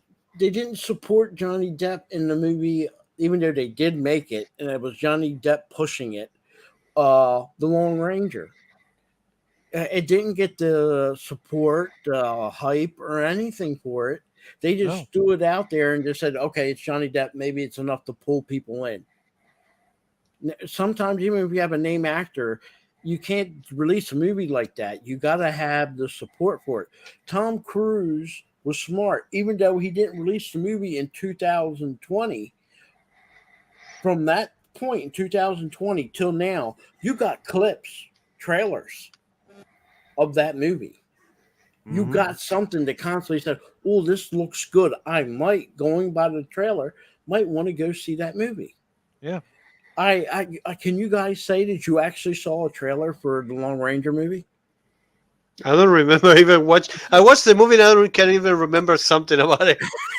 I wasn't the one that actually saw the trailer for the movie. It was my mother who saw the trailer for the movie, and she was a big fan of the original TV show, and she I wanted love to the go see it. original So TV show Lone Ranger. Just like I know some people will say it's an outdated character. Like they say that's the reason why a lot of people like Marvel more than DC. Most of their characters, besides Batman, seems to be more outdated.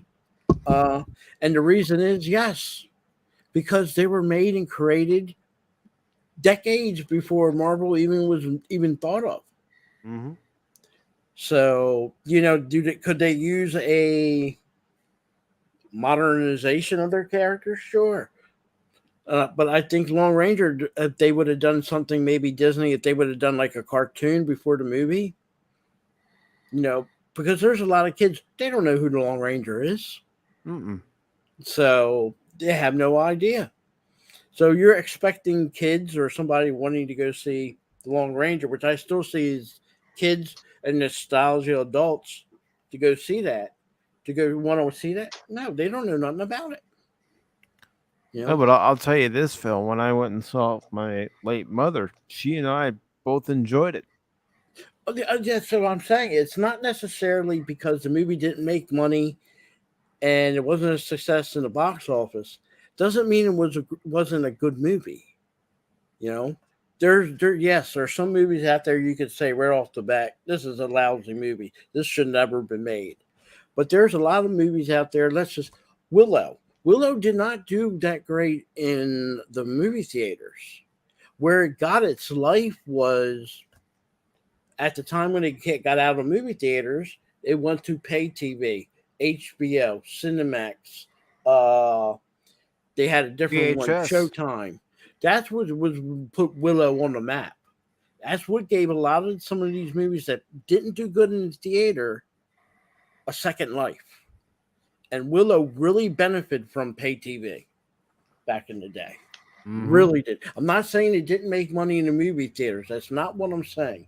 What I'm saying it was not a box office blockbuster. No, and I'll mention another movie that wasn't a blockbuster, but once it came out on home video and people started renting it from video stores, it gained popularity, and people would actually buy the VHS tape and the DVD when it came out. Was Austin Powers. The first Yep. Austin Powers Oh, yes. flopped in the theaters. Yes, it did. Yes, it did. But you know what? A lot of people probably even back then still don't remember that. And there's some people today wouldn't even know about it, like I said. But yeah, Austin Powers, the first one, wasn't successful in the movie theaters. Still a great movie. Mhm. And it did become a success, if you want to call it, in the pay channels. So, and sometimes the movies, and it's not the director, not the movie company, sometimes these movies might not be good to say, "Oh, this is a movie I need to see in the theater." No, this movie I have to watch on TV. I would not have paid money to go see Young Guns in a theater, but I would pay a pay channel to watch Young Guns on TV. You know what movie I wish I had gone to see in the theaters, and I regret it even to this day? Tombstone. What was it? Tombstone. Tombstone. I would have loved to have seen that in the theaters, but at the time, I don't want to see this because they were hyping Jason Priestley from 90210. It's like, I don't want to see a movie with Jason Priestley in it. Little did I know that the movie was a very good movie. Very good movie. It's one I've watched over and over again. There was, when you mentioned Tombstone, there is weird story that goes there. See, back in the day, rival movie companies, if they get wind that another movie company is making something, they might say, well, we're going to make our version. You had Tombstone, and then you had Wyatt Earp. Yep. Both at the same time. That's not uncommon. That was done a lot. It's not done now much today, but there was a lot of times like something was very popular in a movie theater. Another company movie company would put it on TV, make their version for TV, or they would actually throw it into the movie theaters. Now, there might not be as quality as the original, but if they felt if they got enough of it, if they got 5-10 million, they were happy. Mm-hmm. They were happy. So that went on a lot during the 50s, 60s, and the 70s.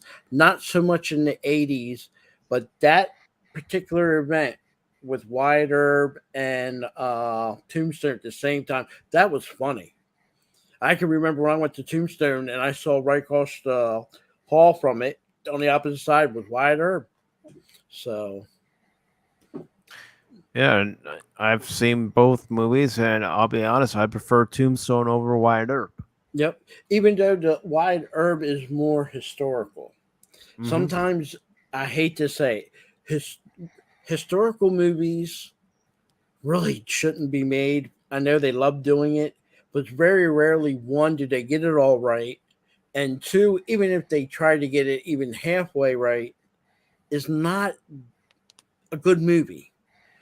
Wyatt Earp has a lot of stuff that are historically inaccurate, but forget about the historical inaccuracies. Great acting, great movie, great action.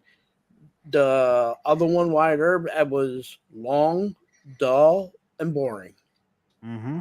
So, I mean, I was over at a friend's house when I was watching it, and we had already seen Tombstone, and we thought, okay, let's give Wyatt Earp a chance.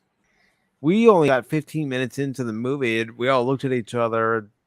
His dad's you guys still want to go with this, or do you want to turn it off? We'll turn it off. Because the pacing, it was slow. That one is a pacing. I will tell you a movie that a lot of people love that I found shaking my head at. Avatar. To me, that was Dancing with Wolves in space with blue Indians. No, I hate Avatar, so yeah. I felt to me it was watching Avatar. It was Pocahontas with aliens. So yeah. And people said that was great. Don't get me wrong, it was great. But there was so much of it you could say that was a remake of Dancing with Wolves. Mm-hmm. You know? Sometimes people don't realize it. They probably never, a lot of people that's seen it probably never saw Dancing with Wolves anyway.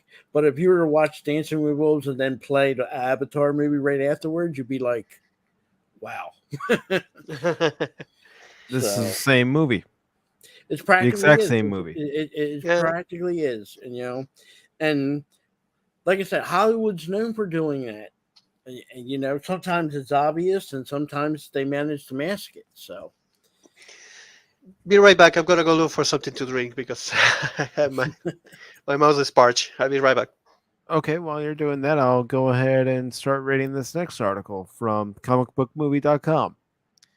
It says Top Gun Maverick star Glenn Powell on impressing Tom Cruise, honoring legacy, and more.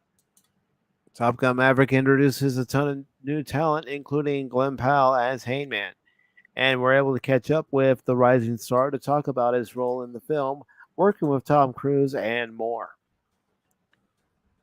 After attending the world premiere of Top Gun Maverick at CinemaCon, last month, we sat down with actor Glenn Powell, set it up, Hidden Figures, to talk about the landing the biggest role of his career. Powell plays Lieutenant Jake Surison, aka Heyman, a role that was specifically rewritten for him after he thoroughly impressed Tom Cruise, Joseph Kosinski, and Christopher McQuarrie and Jerry Bruckheimer during the initial audition. During our conversation, he recounted his roller coaster casting process, honoring the legacy of the original Top Gun, earning a fan in Tom Cruise, and a whole lot more. And let me go ahead and post the link to this article in the chat for anyone who wishes to follow along. I also just want to let everybody know the links to this article and any articles that we don't get to tonight are in the description below for anyone who wants to check it out. So let's see. Rohan, it says, I was at the world premiere of CinemaCon 2. Was that your first time seeing the film with an audience? Glenn, that was the first time. We did actually get to see it first with all the young guns in the movie at Paramount in Los Angeles, but that was my first time getting to see it with a crowd, and they still haven't experienced that. And I just told them, it's just a whole other level when you see people high five as they're leaving the theater and crying and fist pumping. The reaction was, we knew we made something special, but I don't think anybody expected that. Well, I mean, even in my own reaction review, I couldn't help it. This is the movie that we needed. And I probably won't read this whole interview, just bits and pieces. And Ron asked, you were basically sitting on this buried treasure of a movie for 3 years.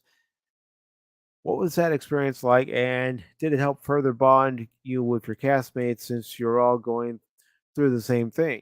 And Glenn goes on to say, well, that is the thing, that at least I had a great squadron, that we all had shared in that similar pain, but holding on to this movie for 2 years, it's like keeping the greatest secret of all time. When you made something that's gonna thrill audiences, there's this balance. There's this feeling of, hey, I can't wait to show the world this movie, but at the same time, you only want to show the world that movie when they're ready to see it, when they can see it the way it's meant to be seen in theaters. As you've already goes on to talk about it in IMAX, and so yeah. I'm really glad that, like I said, this movie is a success.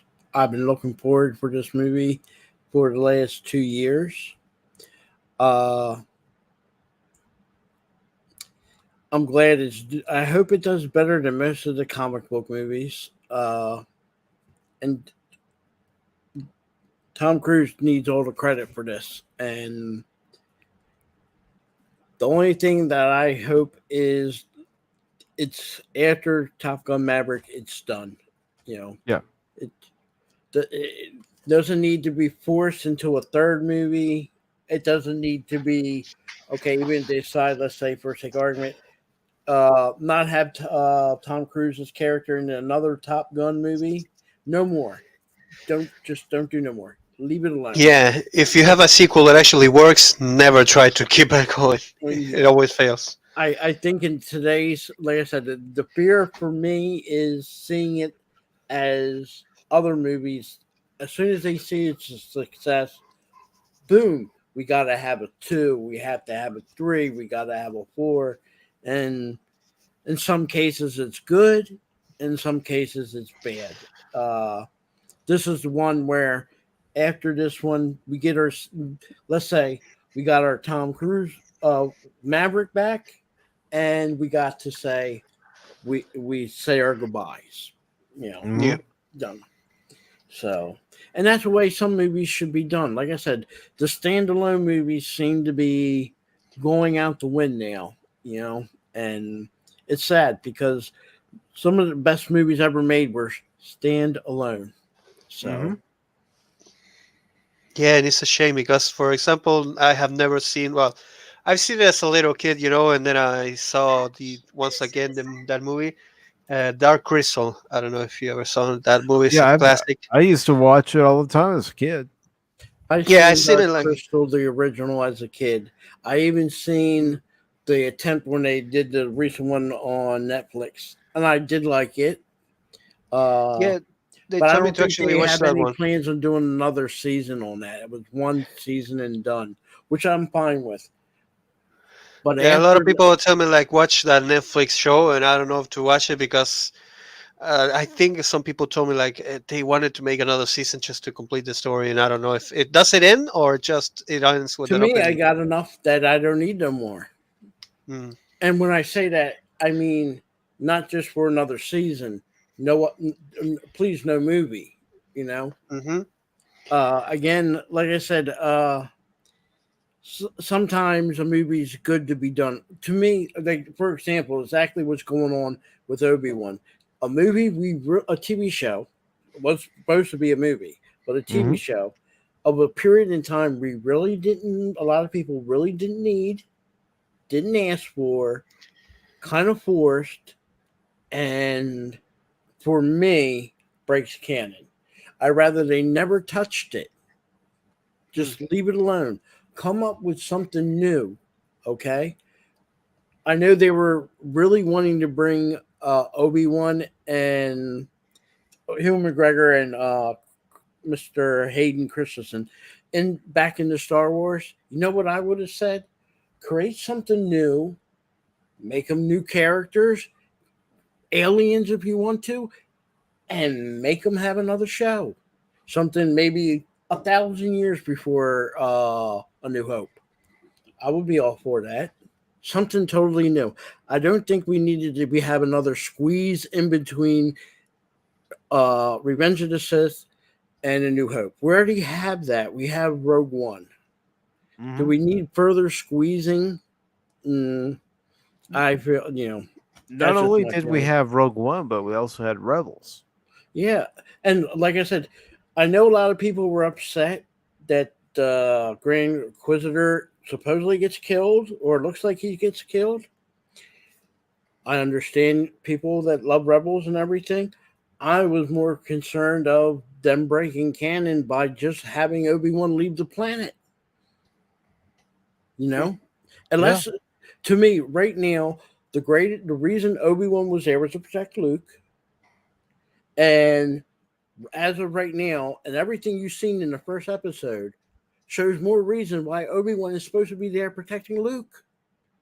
And Very right true. now, there's no one protecting Luke. I mean, granted, he's got Uncle Owen, but really, that's the new hope. That's what Yoda and Obi-Wan were betting on to defeat what they couldn't defeat. But Disney's, I don't think they did this with love. I did this with intent, whereas let's see how much we can make. So, And that's wrong. It's one other someplace. thing, it's hard seeing Hugh McGregor, and this might sound mean. You see Revenge of the Sith, you've seen Attack of the Clones, Phantom Menace. Hugh McGregor has the moles, and it's always eye attention. You see the moles. Obi-Wan, unfortunately, now, you're looking for moles. You go and see Obi-Wan now on the TV show, you don't see no moles. I mean, granted, I know the actor probably wanted to get rid of him, but it's you see it. You think, well, this is part of the character's face, not just the actor's face, the character's face. Very true. So, Hmm. I mean, that might have sounded quite mean, but that wasn't my intent. It's just that it's obvious and it's noticeable in this, So, appearance wise, writing wise, and even timing and everything. So, Yeah, it happens Very a true. lot nowadays with shows. It's like they don't try to portray a good image of the original characters. They just want to make content, and it becomes so bloated. And like I always say, it's tofu Star Wars. They bloat with content. They don't care if it's part of the dish, the well, I complete think dish of Star the. Wars is finally getting the not in a good way change what fandoms in Doctor Who and Star Hmm. Trek were suffering from.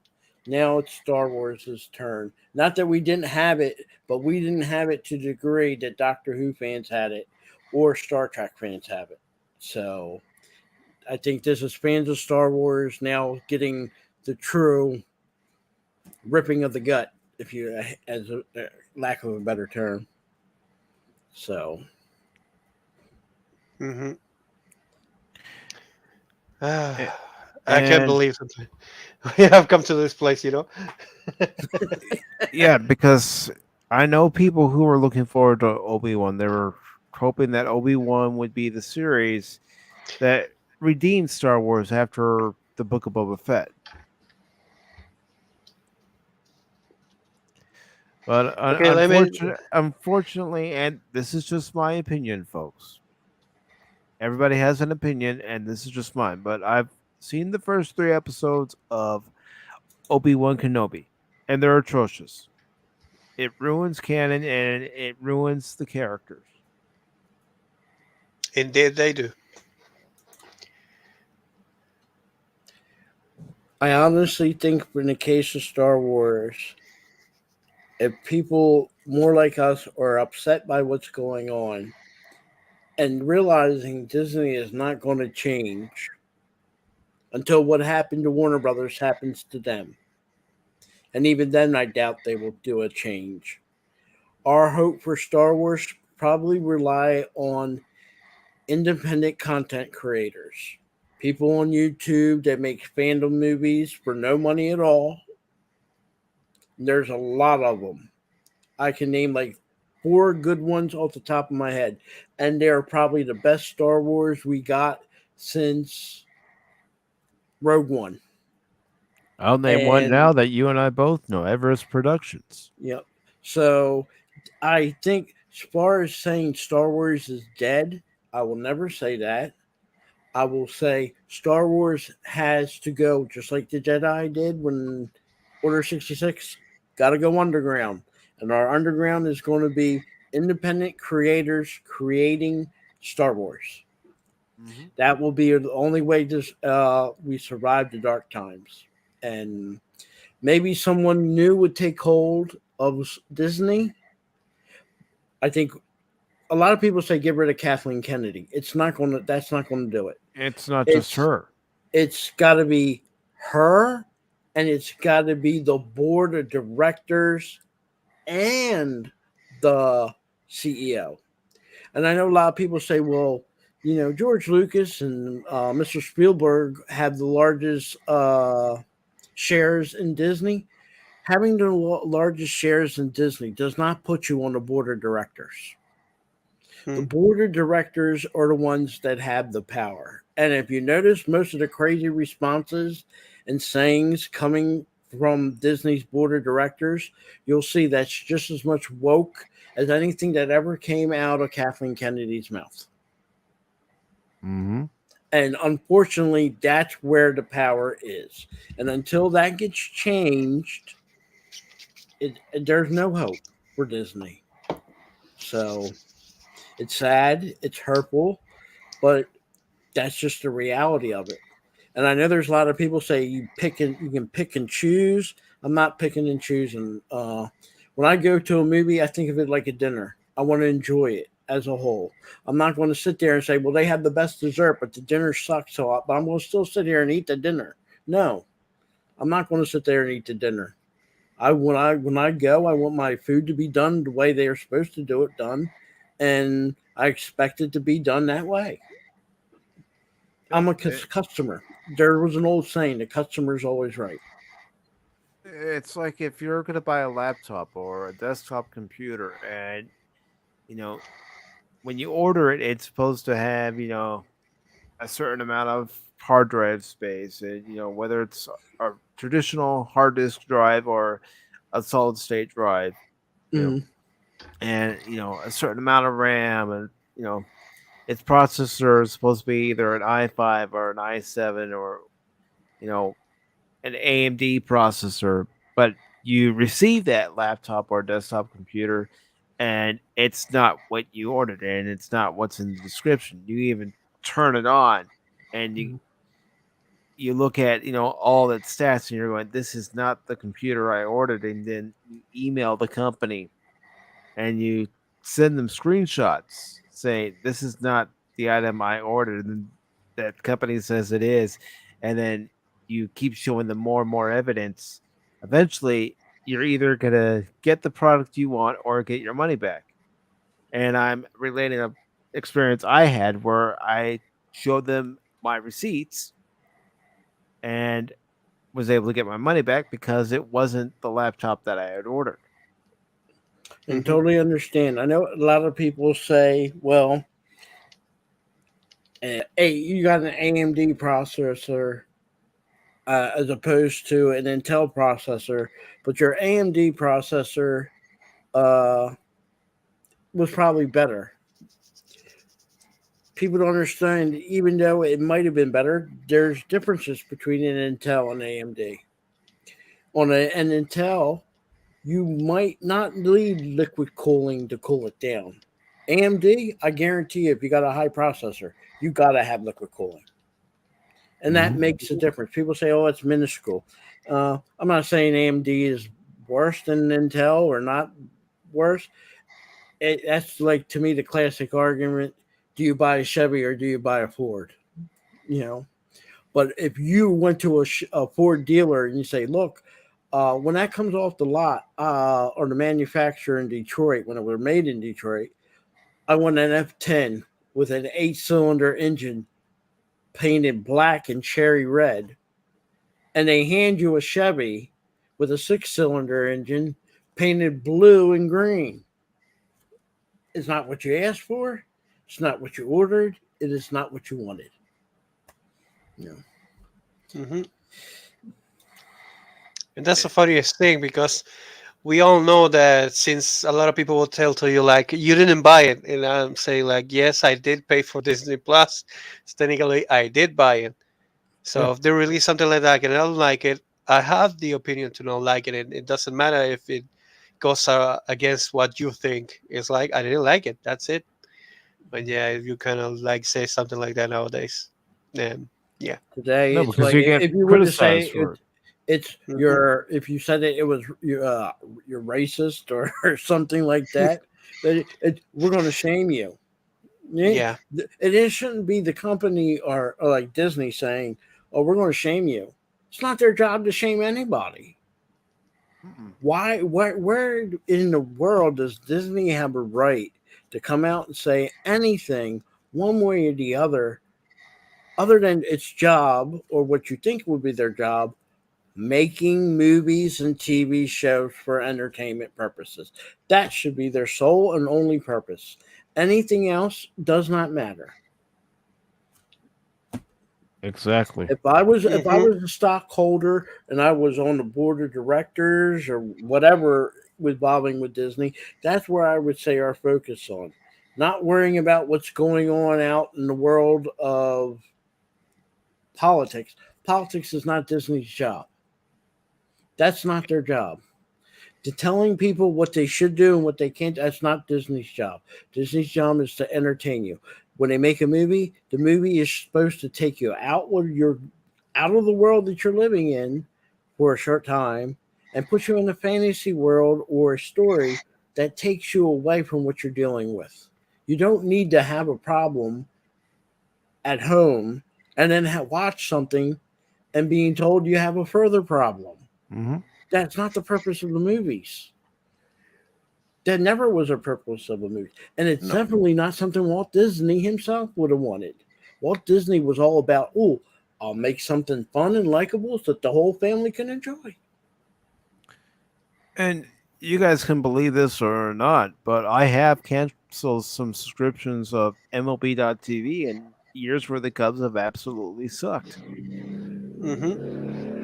It's like, why am I paying to watch this team lose all the time? Yeah, I can watch other teams, but I bought this service mainly to watch the Cubs, and when the Cubs have had losing seasons, it's like I don't need to see this. I can watch the highlights. Mm-hmm. Today, I love sports. I can't watch sports today. Only thing I ever watch now that I can actually say I will watch is the World Cup soccer. I will watch that. But as a kid, I used to love watching baseball, used to love playing baseball. I don't want to look at baseball today. Football's the same way. Basketball's the same way. Hockey, I can do here and there. And NASCAR, absolutely not. I think not just CNN, when it comes to news, overdoes the news because 24 hours, they got to actually make news. ESPN, 24 hours. I think it overdid the news for sports where, you're a Cubs fan. You remember when that fan interfered and called Steve Barton. Game 6 of the NLCS in 2003 and what was against the the Marlins. worst thing they could do? You watch it one time on your local news. You watch it probably on the national news. Okay. But they played it over and over again. And it's like, do you want someone to go kill this guy? And then they would celebrate it each year. It's like, as a Cub fan, you just got tired of it. And I can only, think to myself, how it affected Steve Bartman, because it did affect his life. He went into hiding.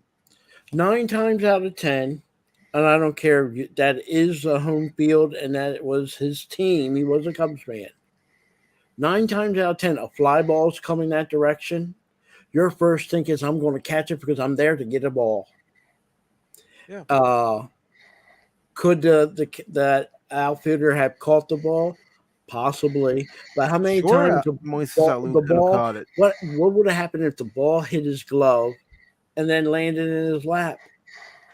But that also wasn't the key moment of that particular inning, of that 8th inning.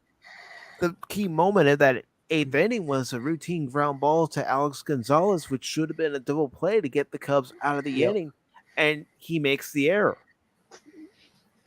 So much mentally went on after that that affected the Cubs. It was bad overall.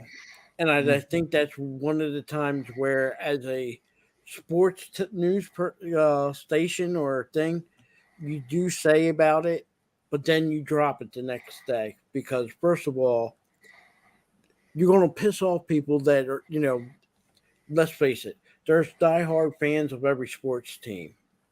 And if it would have been football, baseball, hockey, or something, if a fan caused something to happen to their team like that did, he's lucky he didn't get beat up.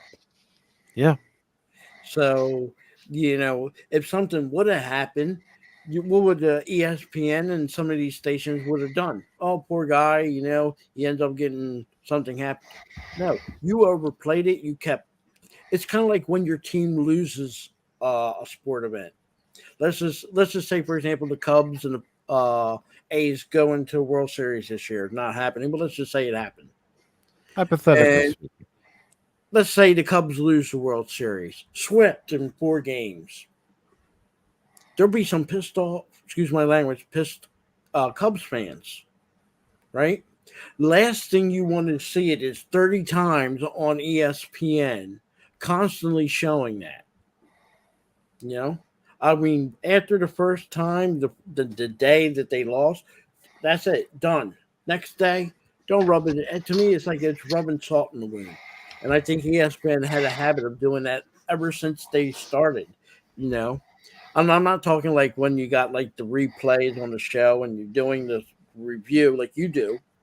I'm talking about after you would see what you don't do is the next day you don't harp on what happened to the game the day before. You move on to the next game. ESPN will hype on that loss. All these people choke, or this person's a bust, or this person he don't have it anymore. You know, ESPN is known for building up, tearing down, and not only that, stomping on people. So, yeah. Yeah, And- that's what happens nowadays in Argentina all the time with soccer and everything. And I Last week think- they were talking about like this disaster that is the Argentinian selection team for soccer, and today they won a cup and like this is the best team of the world. So we'll see that spills over and it goes into what's going on in today's society, goes also in what our entertainment and stuff. You know, a couple years ago, 6 years ago, they were saying stop the bullying. You know, that people from all walks of life, entertainment, let's stop the bullying. That got dropped like so quick you don't even know what you ever hear anything about them again. No, you don't. Today, we're back in the 80s, you had MAD, Mothers Against Drunk Driving. Let's end this drunk driving stuff. People are getting killed. You don't hear nothing now, but you notice today's news, there's nothing but people getting drunk and driving. Where is the outcry that we had for all them years about not drinking and driving? It's not there anymore. It's not there no more. And Mhm. and see, that affects it. There's more young people today drinking and driving and causing accidents and killing people than there. And I'm not just blaming young people, but there's older people too. But more today than they were when the Mothers Against Drunk Driving and other organizations and people trying to stop drunk driving back in the 80s. You know? Yeah. It just shows where the priority's going to, and you know, we're going to jump on this and jump on that. You know, it's sad to see, and I know I say a lot, Mike, that this is how it used to be and how it was. Not saying it was perfect back then. Not saying everything was great. It wasn't. We had good things and bad. Even today, good things and bad. It's just that in today's world, things get twisted so much that you don't know which way is up. You don't know if you're doing is right or wrong. And even if you make an opinion and say something, how dare you even say it? Yeah. And I blame a lot of that on social media. We have forgotten how to communicate with one another in person. Because I mean, look at today. Like I said, you don't like the Obi-Wan show? Fine. You say your reasons why, it's fine. But Disney's going to say you said that. Oh, you don't like it because you're a racist. If you're not trying to provoke a riot or something, why would a corporation say something like that? Mm. 30 Because- years ago, they would have looked at it and went, fans aren't gravitating to the series. They're not gravitating to this movie. Let's look at this movie, see what we did wrong, and try to correct those mistakes. There you go. Not every writer, George Lucas wasn't perfect. Yes, he wrote all Star Wars, the first 6 movies and everything, but there are mistakes you can find in his movies. Obvious mistakes, glaring mistakes. There's other movies, yes, you can see mistakes. Days of Thunder, there's a part where Tom Cruise is talking to somebody, and they don't call him by his character's name, they call him Tom. No one caught it, no one edited it, and it's in the movie. There's the scene with Gladiator where Russell Crowe's in the Coliseum fighting, and the jet airplane's flying overhead. Normally, what they do in the movies when they're filming and everything, they hire somebody, and their job is to go through to make sure mistakes like that is caught. But Mhm. even so, there's still mistakes in the movies. It just gets by. Like I said, Yeah. that was funny. A lot of people don't even notice when you watch Russell Crowe in Gladiator. There's a part where he's in the down there shooting. The camera's shooting up at him, and you see him, but over top of his head, there's a jet airplane flying. I don't think the Romans had a jet airplane back in that day. Unless Well, do that you jet remember airplane the travel back in time. Yeah. trouble So, back in time? but like I said, I'll give it to Tom Cruise. He never edited it. But if you ever watch Days of Thunder, there's a part where the lady goes, Tom, and they never say anything, never did anything. Tom Cruise doesn't even do anything to acknowledge it. I guess he figured I'll play my part out, and then they'll edit it or reshoot it. But somehow Yeah, it made the because- movies. So, Well, Because, do you know that another in the, way of thinking about it too is, okay, she said Tom. Well, in post production we can dub over that. do you know that in the original theatrical release of the Fellowship of the Ring, there was a car in the background when they get to the farm and they found Merry and Pippin? Well, and it's funny because in that time, if they had a car, like 90% of that of the trilogy will be like in 15 minutes. Uh, but yeah, it can happen, Sometimes in post production, they never just look at the images or something like that, and it just keeps going. And honest, I still remember. I don't know what happens, but there's an episode in Scrubs that they actually like dub over a character because it's probably because he says something that didn't make any sense, and you kind of notice it because it comes like he moves the mouse to some place because Dr. Cox used to scream a lot in that show, and he does like he's saying like something like "shut up" or something like that, and it says something completely different. You're like, oh, why? And it just comes to my mind. Do you remember the Kung Pao scene that he just like he screams to the how's it called? Why Ming? I can't remember the name of the character in Kung Pao, the girl.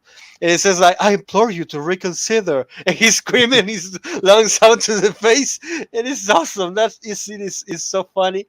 And there's a scene in Revenge of the Sith when Anakin gets his one arm and both his legs cut off, and he's on the ground laying there, and you'll see it.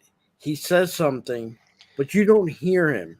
Your mind perceives he's struggling and moving, but he says a line that they never put into the movie, and the line is he asks Obi-Wan to save him. oh, And it's still there. You see his mouth moving, and you can see where he says, asking everyone to save him, but there's no sound of him saying that. So, I need to rewatch like it. I said, there's thousands. It's not just today's movies. Movies in the past, mistakes get put in. Like I said, George Lucas gets the flack for it a lot, but you'd be surprised how many movies out there. Yeah, I'm pretty I'm sure thinking even in Top Gun, somebody's going to watch that through and through and go through it with a needle, like a needle in a haystack. We'll find an error. Yeah, just like Probably. in the original Teenage Mutant Ninja Turtles movie, when they're in April's apartment, you see one of the crew members in the reflection of the mirror. Oh, I never saw that. I had to look for those kind of things.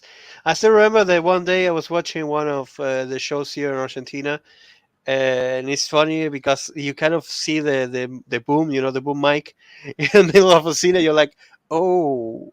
And then you realize that they were like in a stereo scene, so you kind of like go, okay, I kind of understand it because it's kind of hard to make like a dialogue appear like in a stereo scene, and sometimes it can be like that moment.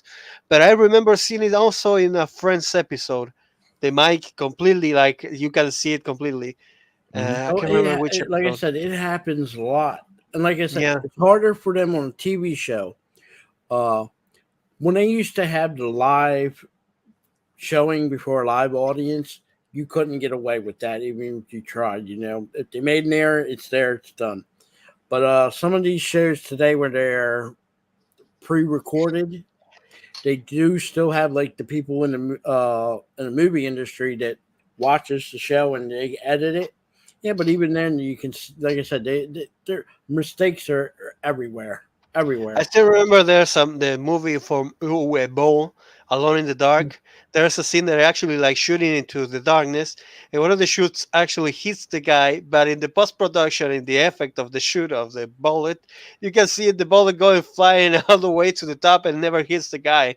So that's one of those questions that you're asking if the post production actually made a miss, because you know how Uwe Boll is. They made bad movies just to to pass it at taxes. We all know it.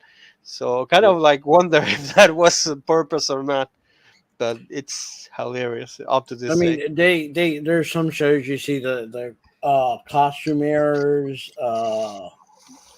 line errors. You'd be surprised. And like I said, people, like I said, I don't know why George Lucas always got focused upon, but he was far from the only person, even you're just talking movies, to have errors. And when it comes to the script, a lot of contradictions. Some of us, even in the original trilogy, there was errors. To Well, me, now I remember. errors make sometimes errors make the movie. Let's just say that errors Mhm. make the movie. Except when you're watching Gladiator and you're supposed to be in the ancient Roman times and you see let's just call it a giant bird flying across the sky. It was a pterodactyl. You don't understand it. And I'm going to go ahead and talk about this next article here that we have from Bound in the Comics. It's by Spencer Bacali, and it says Bandai Namco releases first 10 minutes of upcoming Mobile Suit Gundam Cucuruz. Cucuruz.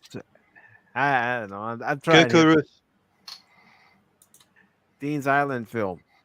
And I have actually seen the first Mobile Suit Gundam movie and the second, and I actually enjoyed them. That's one of the reasons why this article piqued my interest.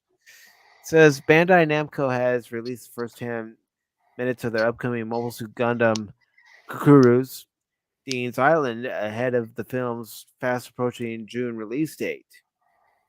Premiering online during a special May 27th presentation held in promotion of the film's release, Mobile Suit Gundam Cucuruz Dean's Island opens with a heavy battle between Green Zeon Zaku 2 as assumably piloted by the eponymous Cucuruz Doan and a pair of Earth Federation RGM 79 GMs, presumably met by the principally of Xeon deserter due to their trespassing on his sanctuary, and two mass-produced mobile suits are soon destroyed.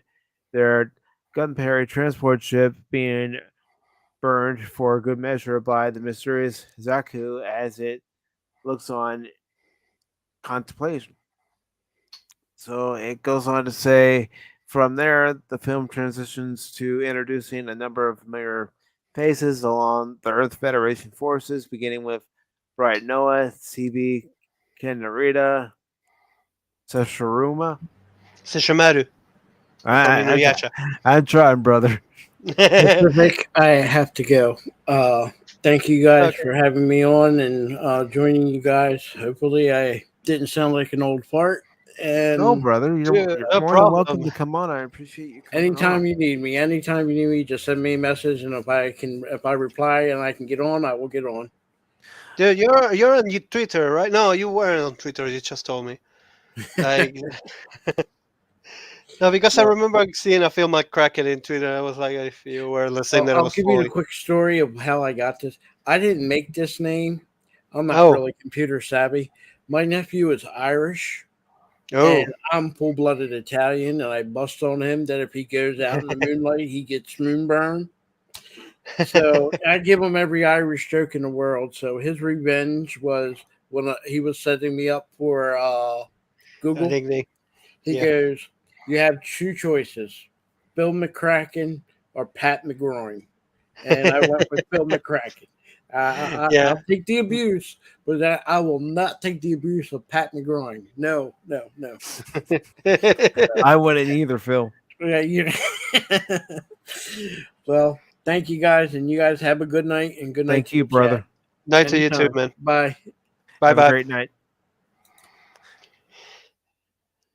So this article continues by saying, continuing on as Brett begins to provide a sit rep update to his team with Mirai Yashima. Mirai See, Yashima.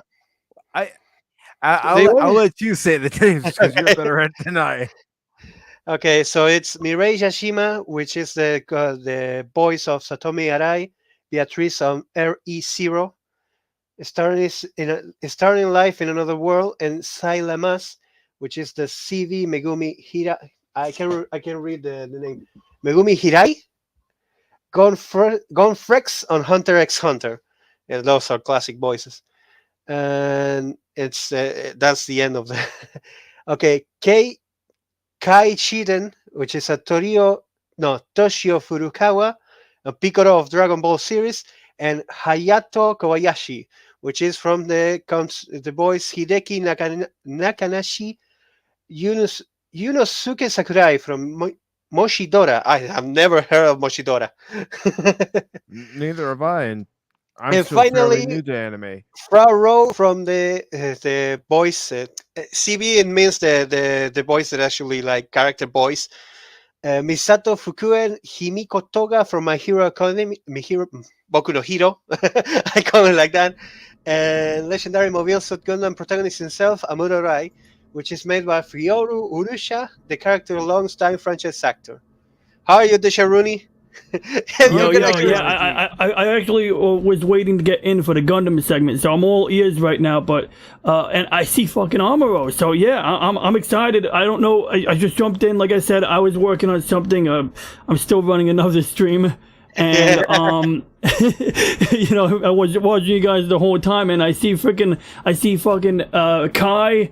I see Amuro. What's going on here? Okay, I'm sorry. I'm a little bit behind because, YouTube has a slight delay here.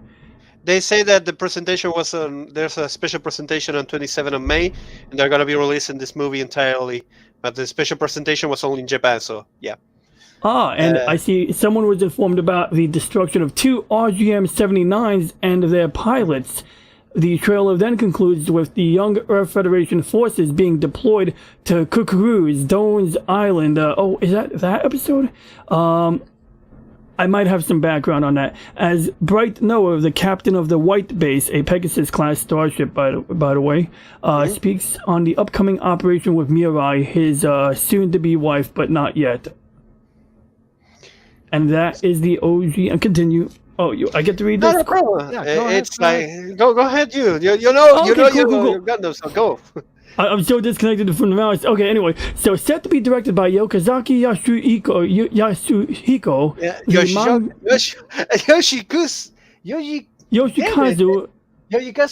Yoshikazu. Yep. So we got Yoshikazu. We got the Yoshikazu part. Mm-hmm. Yasuhiko. The mangaka behind the Mobile Suit Gundam, the origin manga, and the relevant spin-off Mobile Suit Gundam, the origin MST Cucuruz Doan Island, and the upcoming film is set to adapt the story of the eponymous original Mobile Suit Gundam series episode, which since initial airing has been intentional memory hold at the request of the series creator Yoshiyuki Tomino. I cannot read it because the problem is my monitor is too small and just shows a little bit. Okay, so just a little background here. So there was an episode of the original Gundam series called Cucuruz, Doan's Island, and basically there's this guy who lives on an island with like 3 kids, I think, and they were like refugees from the war. Their parents died in the war. And so this guy is an ex-Zeon soldier, the Principality of Zeon being the enemy in the 1-year war, of course. You got the Earth Federation forces, and you got the Zeon forces. And basically, some shit happened. I forgot. It's a good episode. I could direct you guys to what episode number that is later, although it's pretty easy to Google. But yeah, so these kids like didn't want to lose the guy, but Amuro has to fight the guy in a mobile suit because some obligation of being a soldier or some bullshit like that. And the part that hangs in the balance is if he kills that man, those orphans will be left without the person who took care of them. But getting back to the article now, I just wanted to share that. Oh wow, I got shit blocking my screen. Yeah, but here. that's what exactly they're saying right there. That the original creator said like skip that episode because this is gonna be a complete movie that will explain what happened in that episode. So yeah, it's probably like that. Okay, They so said maybe right don't there. They stand on said it. I asked that to be skipped. Iomino's played during the Q&A held during the 2002 Anime Expo in New York. There's a reason, but since the stuff is still alive, I can talk about it. And this was the reason. They were like making that episode and trying to say like, I'll make that episode because we're gonna make a movie. And there we have it. There you have the image of the original episode. The original produced around and aired as the 15th episode of the original series. Cucuruz Doan tells the story of the eponymous principality of Sion fighter who, after being ordered by his superiors to kill a group of children, recently orphaned by own mistakes, deserted the group, but not before making off with Saku and the subsequently used to protect the orphans. No, Saku 11, sorry. Yeah, same difference. But yeah, and you can see that Zaku is not very well equipped there. In this episode, you actually get melee combat, which is actually not common in the original series. By pure accident, Tamuro eventually stumbles upon Doan and the kids hiding out in the island, only to be met with the understandable suspicion and request to surrender from the former soldier. Refusing to comply, Amuro proceeds to focus his energy on returning to his allies and fearing what a weapon of war could do in civilians' hands, destroying Dawn's Saku. That is, until their location discovered by a principality of Seon Lagoon, who drops Saku on his own to take out the two men. As a result, the two men are forced into combat, with Amuro eventually taking down the Sion flagship and Dawn in an act of atonement, destroying the enemy Saku. In the aftermath, recognizing that his possession of his Saku will only beget an endless cycle of grief and violence, Dawn allows Amuro to toss his mobile sword into the ocean, ending his time as a soldier once and for all. Okay. Yeah, Mobile Suit Gundam Cucuruz Dawn Island set to be Japanese theaters on June 3rd. Are you excited for the next film on Mobile Suit Gundam franchise? Let us know. Yeah, blah, blah, blah, blah. Well, if it ever gets a stateside release, I'm more than willing to see it. Yeah, I mean, I have to watch the original Mobile Suit Gundam. I was never a mecha guy back in the days, except for Megas XLR. But yeah. But I actually should watch Mobile Suit Gundam. But I recommend it. I highly recommend it. It's funny to actually see like a remake of an episode of a series into a movie like 20 years after. Why? I don't know. Yeah, I don't understand like why they're deciding to pick this episode. I thought the episode was pretty well. I gotta rewatch it now because I must be missing something. I thought it was pretty well hashed out. Probably they wanted to make it with a rehash of the original, like better graphics and a better fighting. And as they said in that news, that they didn't like the fact that they used Saku as a melee kind of fighter when it was actually a fighter like with weapons and everything. So it's probably that. Oh, I see. Yeah, because shit happens, I guess they're gonna change it up. What I want to see is I want a continuation after the last Mobile Suit Gundam Origins movie. After all of those, they had like that mini series. You had the Rise of Char, the Rise of the Red Comet, and it ends. And like at the very tail end, you see like White Base. They have like a freaking like reimagined White Base. And I know we aren't crazy about reboots, but in fairness, a lot of people were turned off by the original Gundam series because of the animation quality, which I don't mind it. But if they could keep pretty much the same story, minor changes, and like reimagine the animation style, I might not be so opposed. Let's be honest, it was the 80s and 90s, their animation was different. For example, up to this day, I wouldn't like to see a reimagination or redone of Fist of the North Star. I still think that the gritty kind of style that it has and the drawing is perfect for that kind of show. It has blood, it has everything that it needs to have as a story of greedy kind of future where everything is destroyed and you actually see, let's just call it Mad Max from Japan, but it's even better because, yeah. That was was good. good. Yeah, I seen Fist like a year ago, and I was kind of blown away. It was one of those things I didn't know what I was gonna see, but it really got me. Yeah, it's a great story. But yeah, it's funnier to see a lot of times, like when they remake this kind of shows to change some things. I don't mind it if they actually like keep it together in some point. For example, in One Piece, they decided like to make the entire Alabasta arc, changing it into a movie, and they added Frankie, and it was so weird and so useless. A lot of people actually went like, this is useless and it makes no sense because Frankie actually appears like 200 episodes after. So yeah. And same happened when they actually made like I think the Chopper story and the Chopper arc, and I can't remember which else. I think that the NES Lobby actually they made, and then they stopped doing that because it was so stupid. I'm not joking. They will like make Arabasta in One Piece is like a great arc and it has a lot of story, everything. And they just mishmash the story between all the characters and added Frankie, which appears like in episode 300, and this was in episode 120, give or take, the Alabasta arc. So it made no sense to actually have Frankie because there's a lot of things that it changed just to make that work, and it made no sense. I'm not joking. And one of the biggest gripes that I have most of the time is that One Piece has a very particular kind of style in music and sound and style and everything. And those kind of episodes were so powerful and great because they had an impact between the music, the scene, and the gritty and everything. If you see the ending of how they defeat Crocodile, it's great. And if you see that rematch, redone, whatever you want to call it, it's awful because they changed everything. I mean, everything, even the music, which is a classic because it's a classical song. I think it was the Chopak. I think I can't remember the name of the artist. No, No, Chopin isn't, but it's something. I can't remember. Chopin, yeah. No, it's not Chopin. It's something different. But yeah, it's the New World. Is called the song. Gotcha.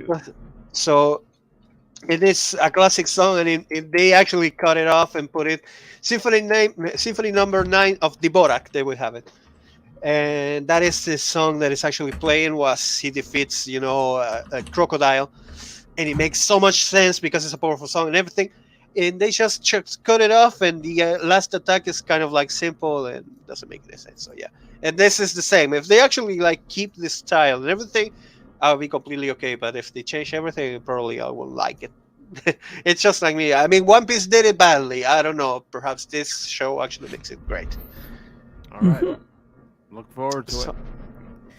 So, question to you gentlemen on the panel and those who are in the chat or anyone who watches this on the replay.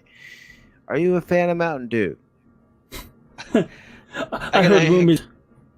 heard rumors that it affects your count of something in the body if that makes you a man. I don't know if that's true. I mean, I think it tastes all right, but it's a little high in sugar, so I try to have drink it sporadically. But yeah, I swear, like in the 90s, you'd be drinking Mountain Dew, you'd be like just chilling, drinking your Mountain Dew, and people would be like, that makes your sperm count low. And I'm like, oh, it tastes good. I don't know if that's true. I don't know if it's ever been scientifically proven. Yeah, I don't know either. I mean, I think everything lowers your sperm count. I mean, being too warm lowers your sperm count. It's science. Well, apparently they're coming out with a few new flavors. One of them being a pickle flavor, and the other being a s'more flavor.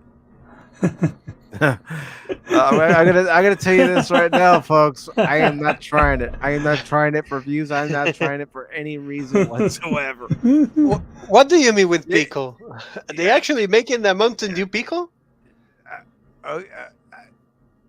I'm just as dumbfounded by this as you are, Dan Zoltan, but let's go ahead and read this article by Joey Power. It says, I don't know what in the hell soda companies are doing these days with all these crazy weird flavors. They are so preoccupied with whether or not they could that they didn't stop to think if they should. Yeah. Mountain Dew recently announced that they will be releasing a pickled flavored soda. First of all, I'm not a pickle fan. And this is the author of the article talking, not me. I like pickles, but I don't need it to be in my soda. Anyways, I he can says, respect that.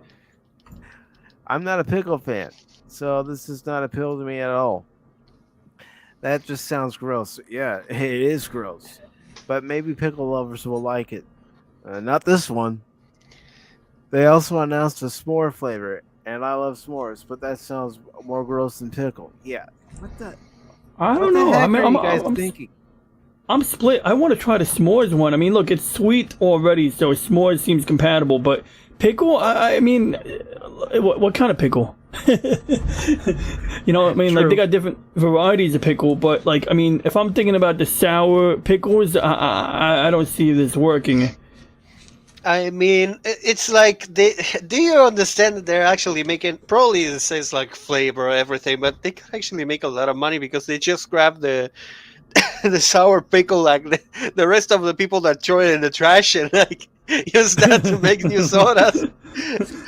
Yeah, this is kind of ridiculous because the same can be said of if they make like a soda of the juice that they use. It's called almíbar here in Argentina. I don't know how it's called there. That they used to put in the peaches, in the can of peaches.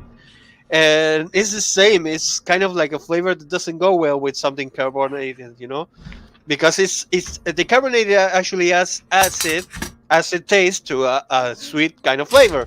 So what's the point of making it more acid? So isn't a sour taste like the juice of the pickles? So what's the point? Oh, God damn Let's it. see if we can find out. Okay, let's see. So, here's the official announcement from Mountain Dew Chief Marketer Pat O'Toole. Mountain Dew Outpost honors Dew fans' bold approach to flavor and outdoor adventure. The Mountain Dew projects we funded, along with the variety of activities we're offering fans, back our commitment to helping nature lovers access more of the great outdoors. In addition to mountain activities we're hosting, this is the first time we're offering fans the opportunity to try never released flavors at the Mountain Dew Outpost Flavor Adventure. Fans can sample 6 new flavors and vote for their favorite, helping Mountain Dew decide whether any of these flavors will be released in the future. In addition to the pickle flavor, which was described as a sour sweet complement to Southern barbecue, Dew is also testing flavors for apple cinnamon, s'mores, elderberry, huckleberry. Well, all right. For that one, I'm going to play the clip. I'm just going to play it. Play it. Because I can hear people saying it now. If that flavor ever gets released, let me just find it real quick. Hey, you want to try some Mountain Dew Huckleberry? Wretched slugs. Don't any of you have the guts to play for blood? I'm your huckleberry. That's just my game.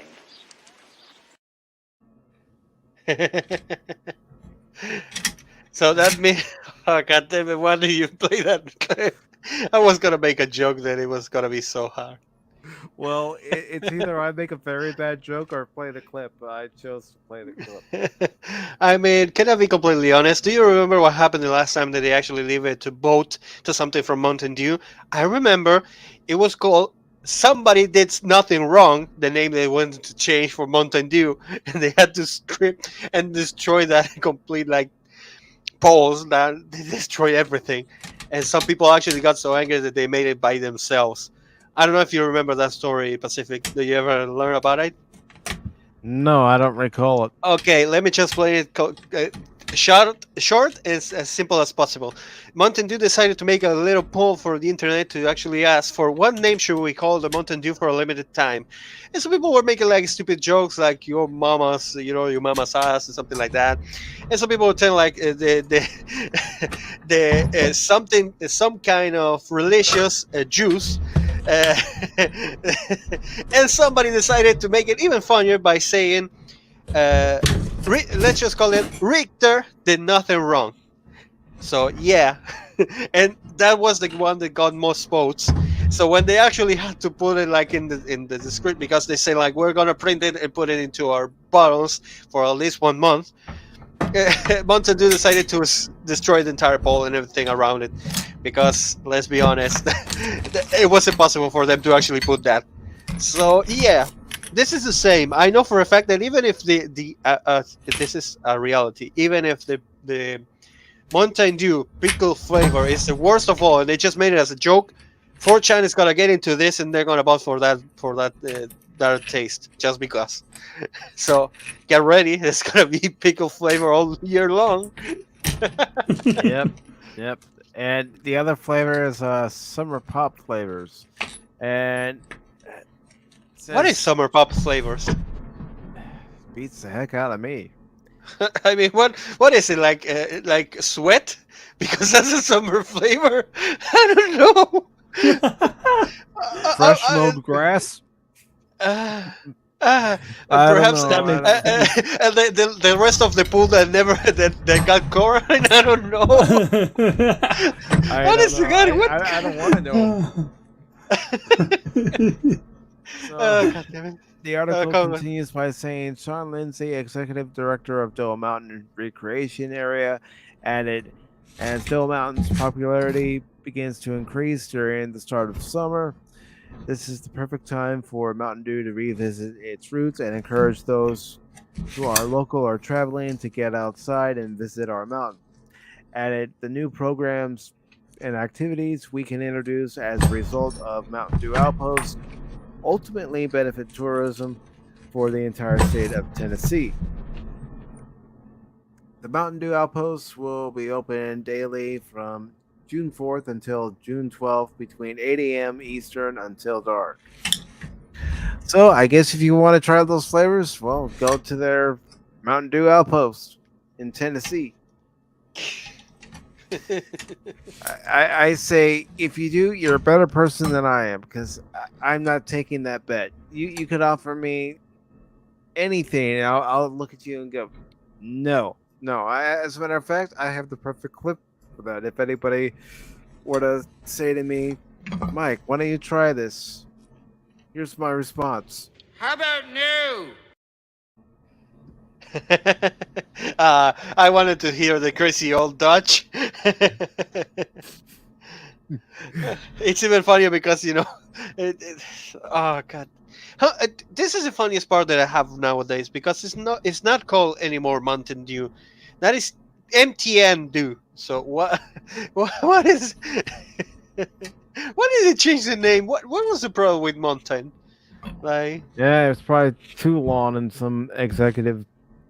yeah, that's true. Opinion. It just, yeah. Oh, wait a it's minute, that's MTN too Dew. long. I'm gonna call the MT. The MT Dew.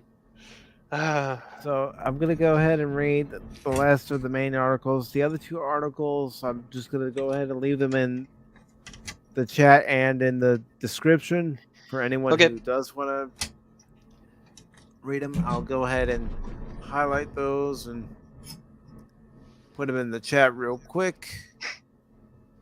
But I want to at least get to this last article before I end this stream, and then I'll be back in a few minutes. Well, at least shortly before midnight, to give you all my live Yeah. reaction as I'm watching season 3 of The Orville. Nice. And if you have Hulu or Stars or Disney Plus where you live, depending on your country, your region, and you want to watch along, you're more than welcome. But I will not be showing the episode here on the channel, because you know what would happen if I do that. Yeah, we all know what happens. Yeah. Yep.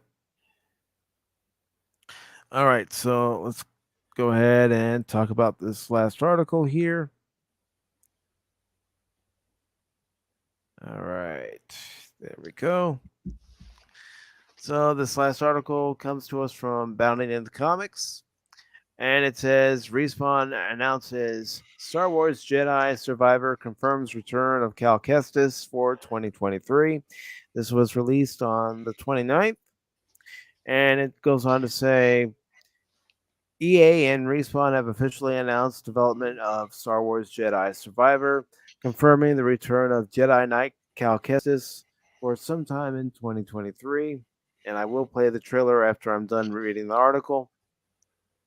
Announced on May 27th as part of Disney's 2022 Star Wars celebration, the sequel to Respawn's previous Star Wars Jedi Fallen Order will pick up roughly 5 years after Kestis, as portrayed by Gotham star Cameron Monaghan, escaped with his life after his voluntary destruction of a Jedi holocron containing the location data of a number of Force-sensitive children, brought him into a losing confrontation with Darth Vader, who sought to use the information to aid him in his goal of wiping out the Jedi.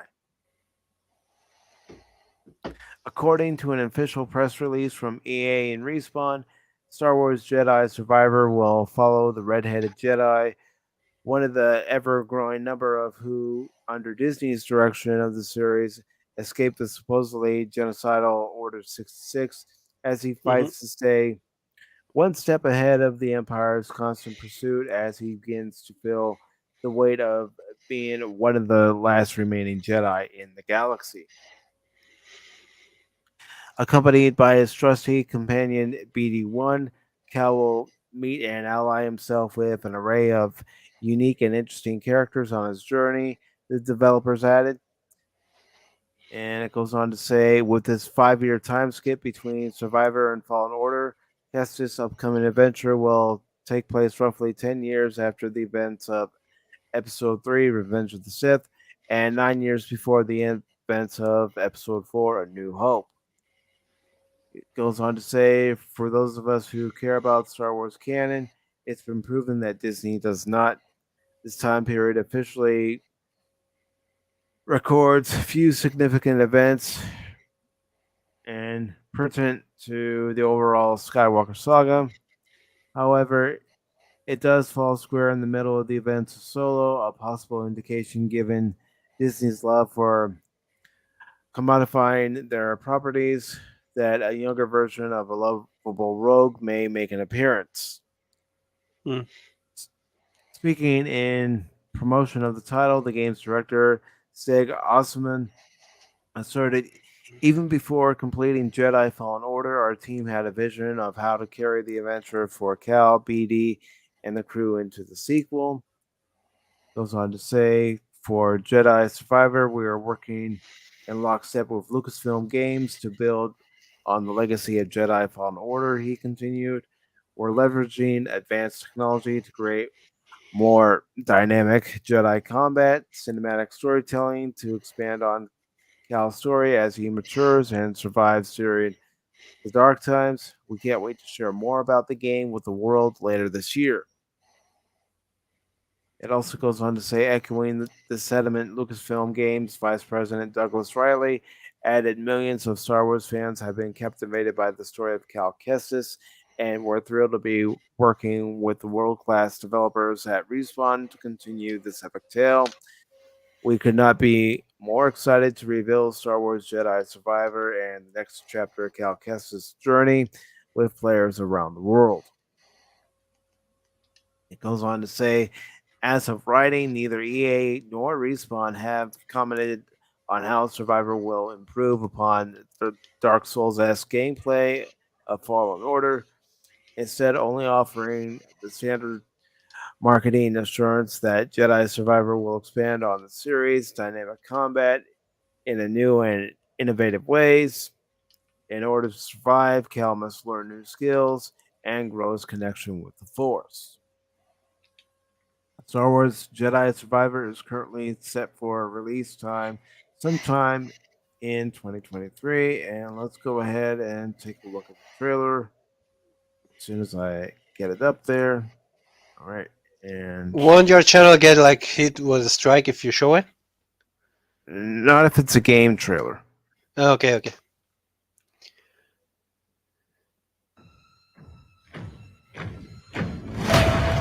Can you guys hear it?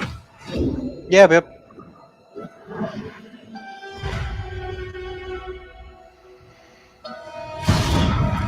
Tell me, Cal Kestis,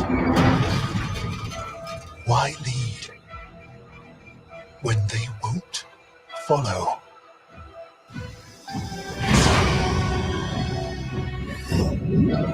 Why fight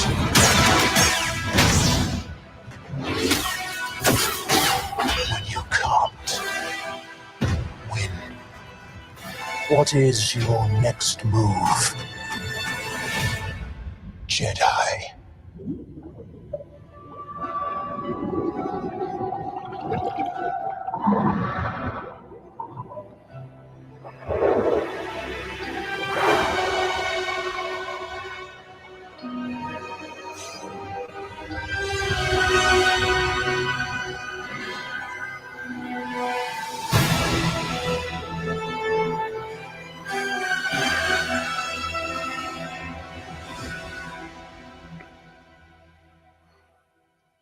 Not a bad trailer, but I do want to see gameplay once that becomes available.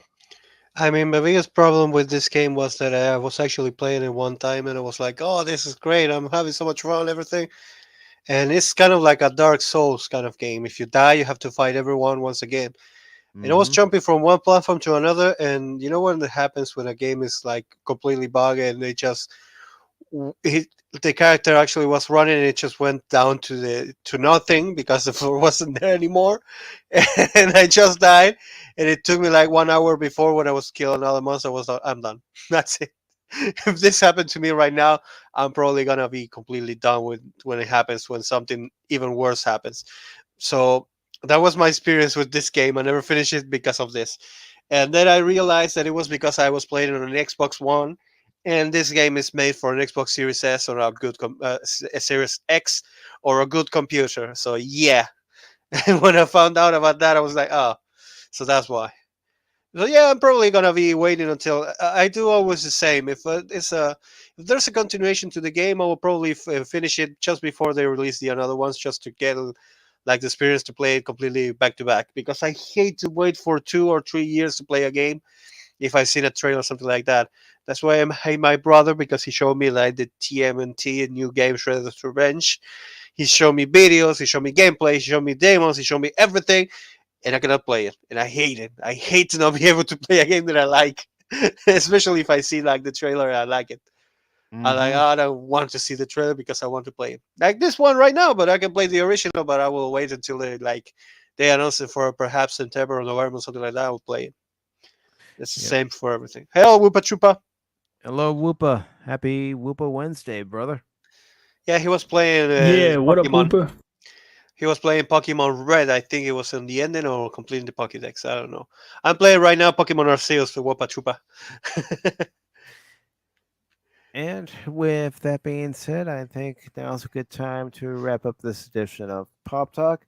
However, I will be back in 54 minutes from the time I'm saying this for the Orville New Horizons. I will be giving my live reaction. I will not be giving any spoilers. I will not be showing any of the episode, but you can see my reaction.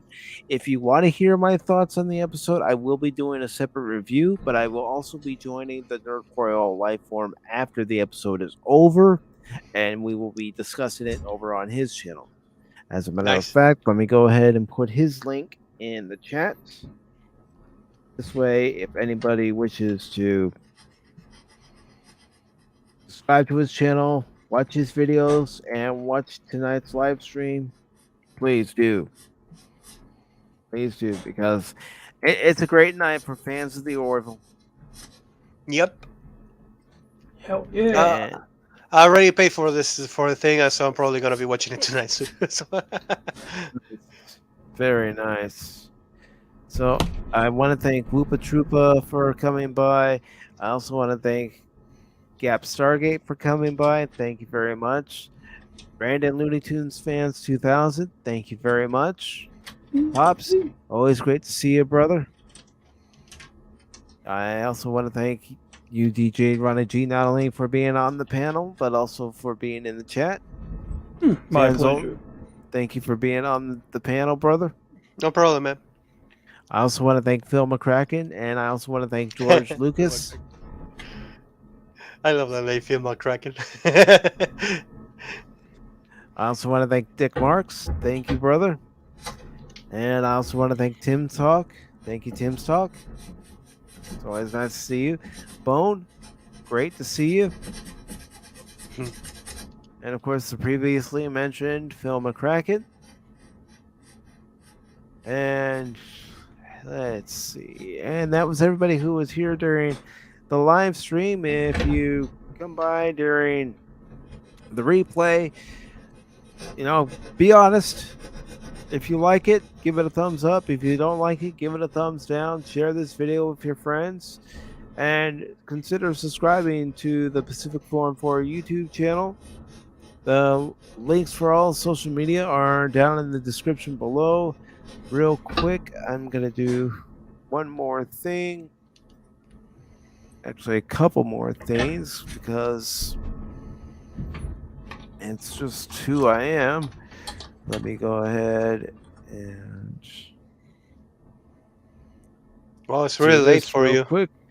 Yeah, it's late, but I'd already decided and planned that I was gonna do a live reaction to Orville, because why not? So let me just get your guys' links for your channels. I got you. I'll give you my link so you don't have to hunt for it. Right now, I cannot even stream because I have the free kind of style of StreamYard, so it went like 20 hours. I was like, oh. But and I'm literally streaming. I'm streaming right now. I'm gonna give you guys the link straight to the stream that's running. Okay, that works. But yeah, I gotta put this Nintendo 64 back together before Orville. Oh, it's gonna be quite a ride then. Yeah, man, it's gonna be epic. It better be epic. It's gonna be wonderful, and I think it's only appropriate since the Orville premieres very soon, and I'm excited about it. I can't help it, guys. I really can't. I'm excited about it. And Yeah. I think it's appropriate that I leave you all with this. Gather your team. Surrender or you will die. Complete the mission at all costs. Can't shake him! Hang on to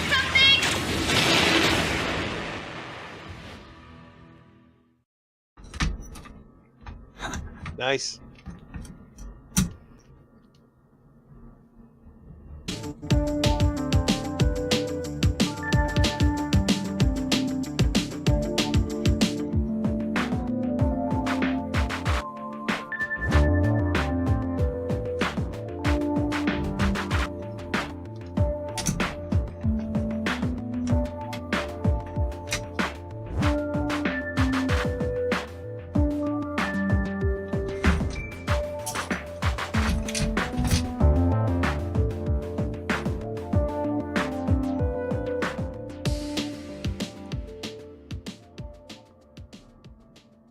Challenge!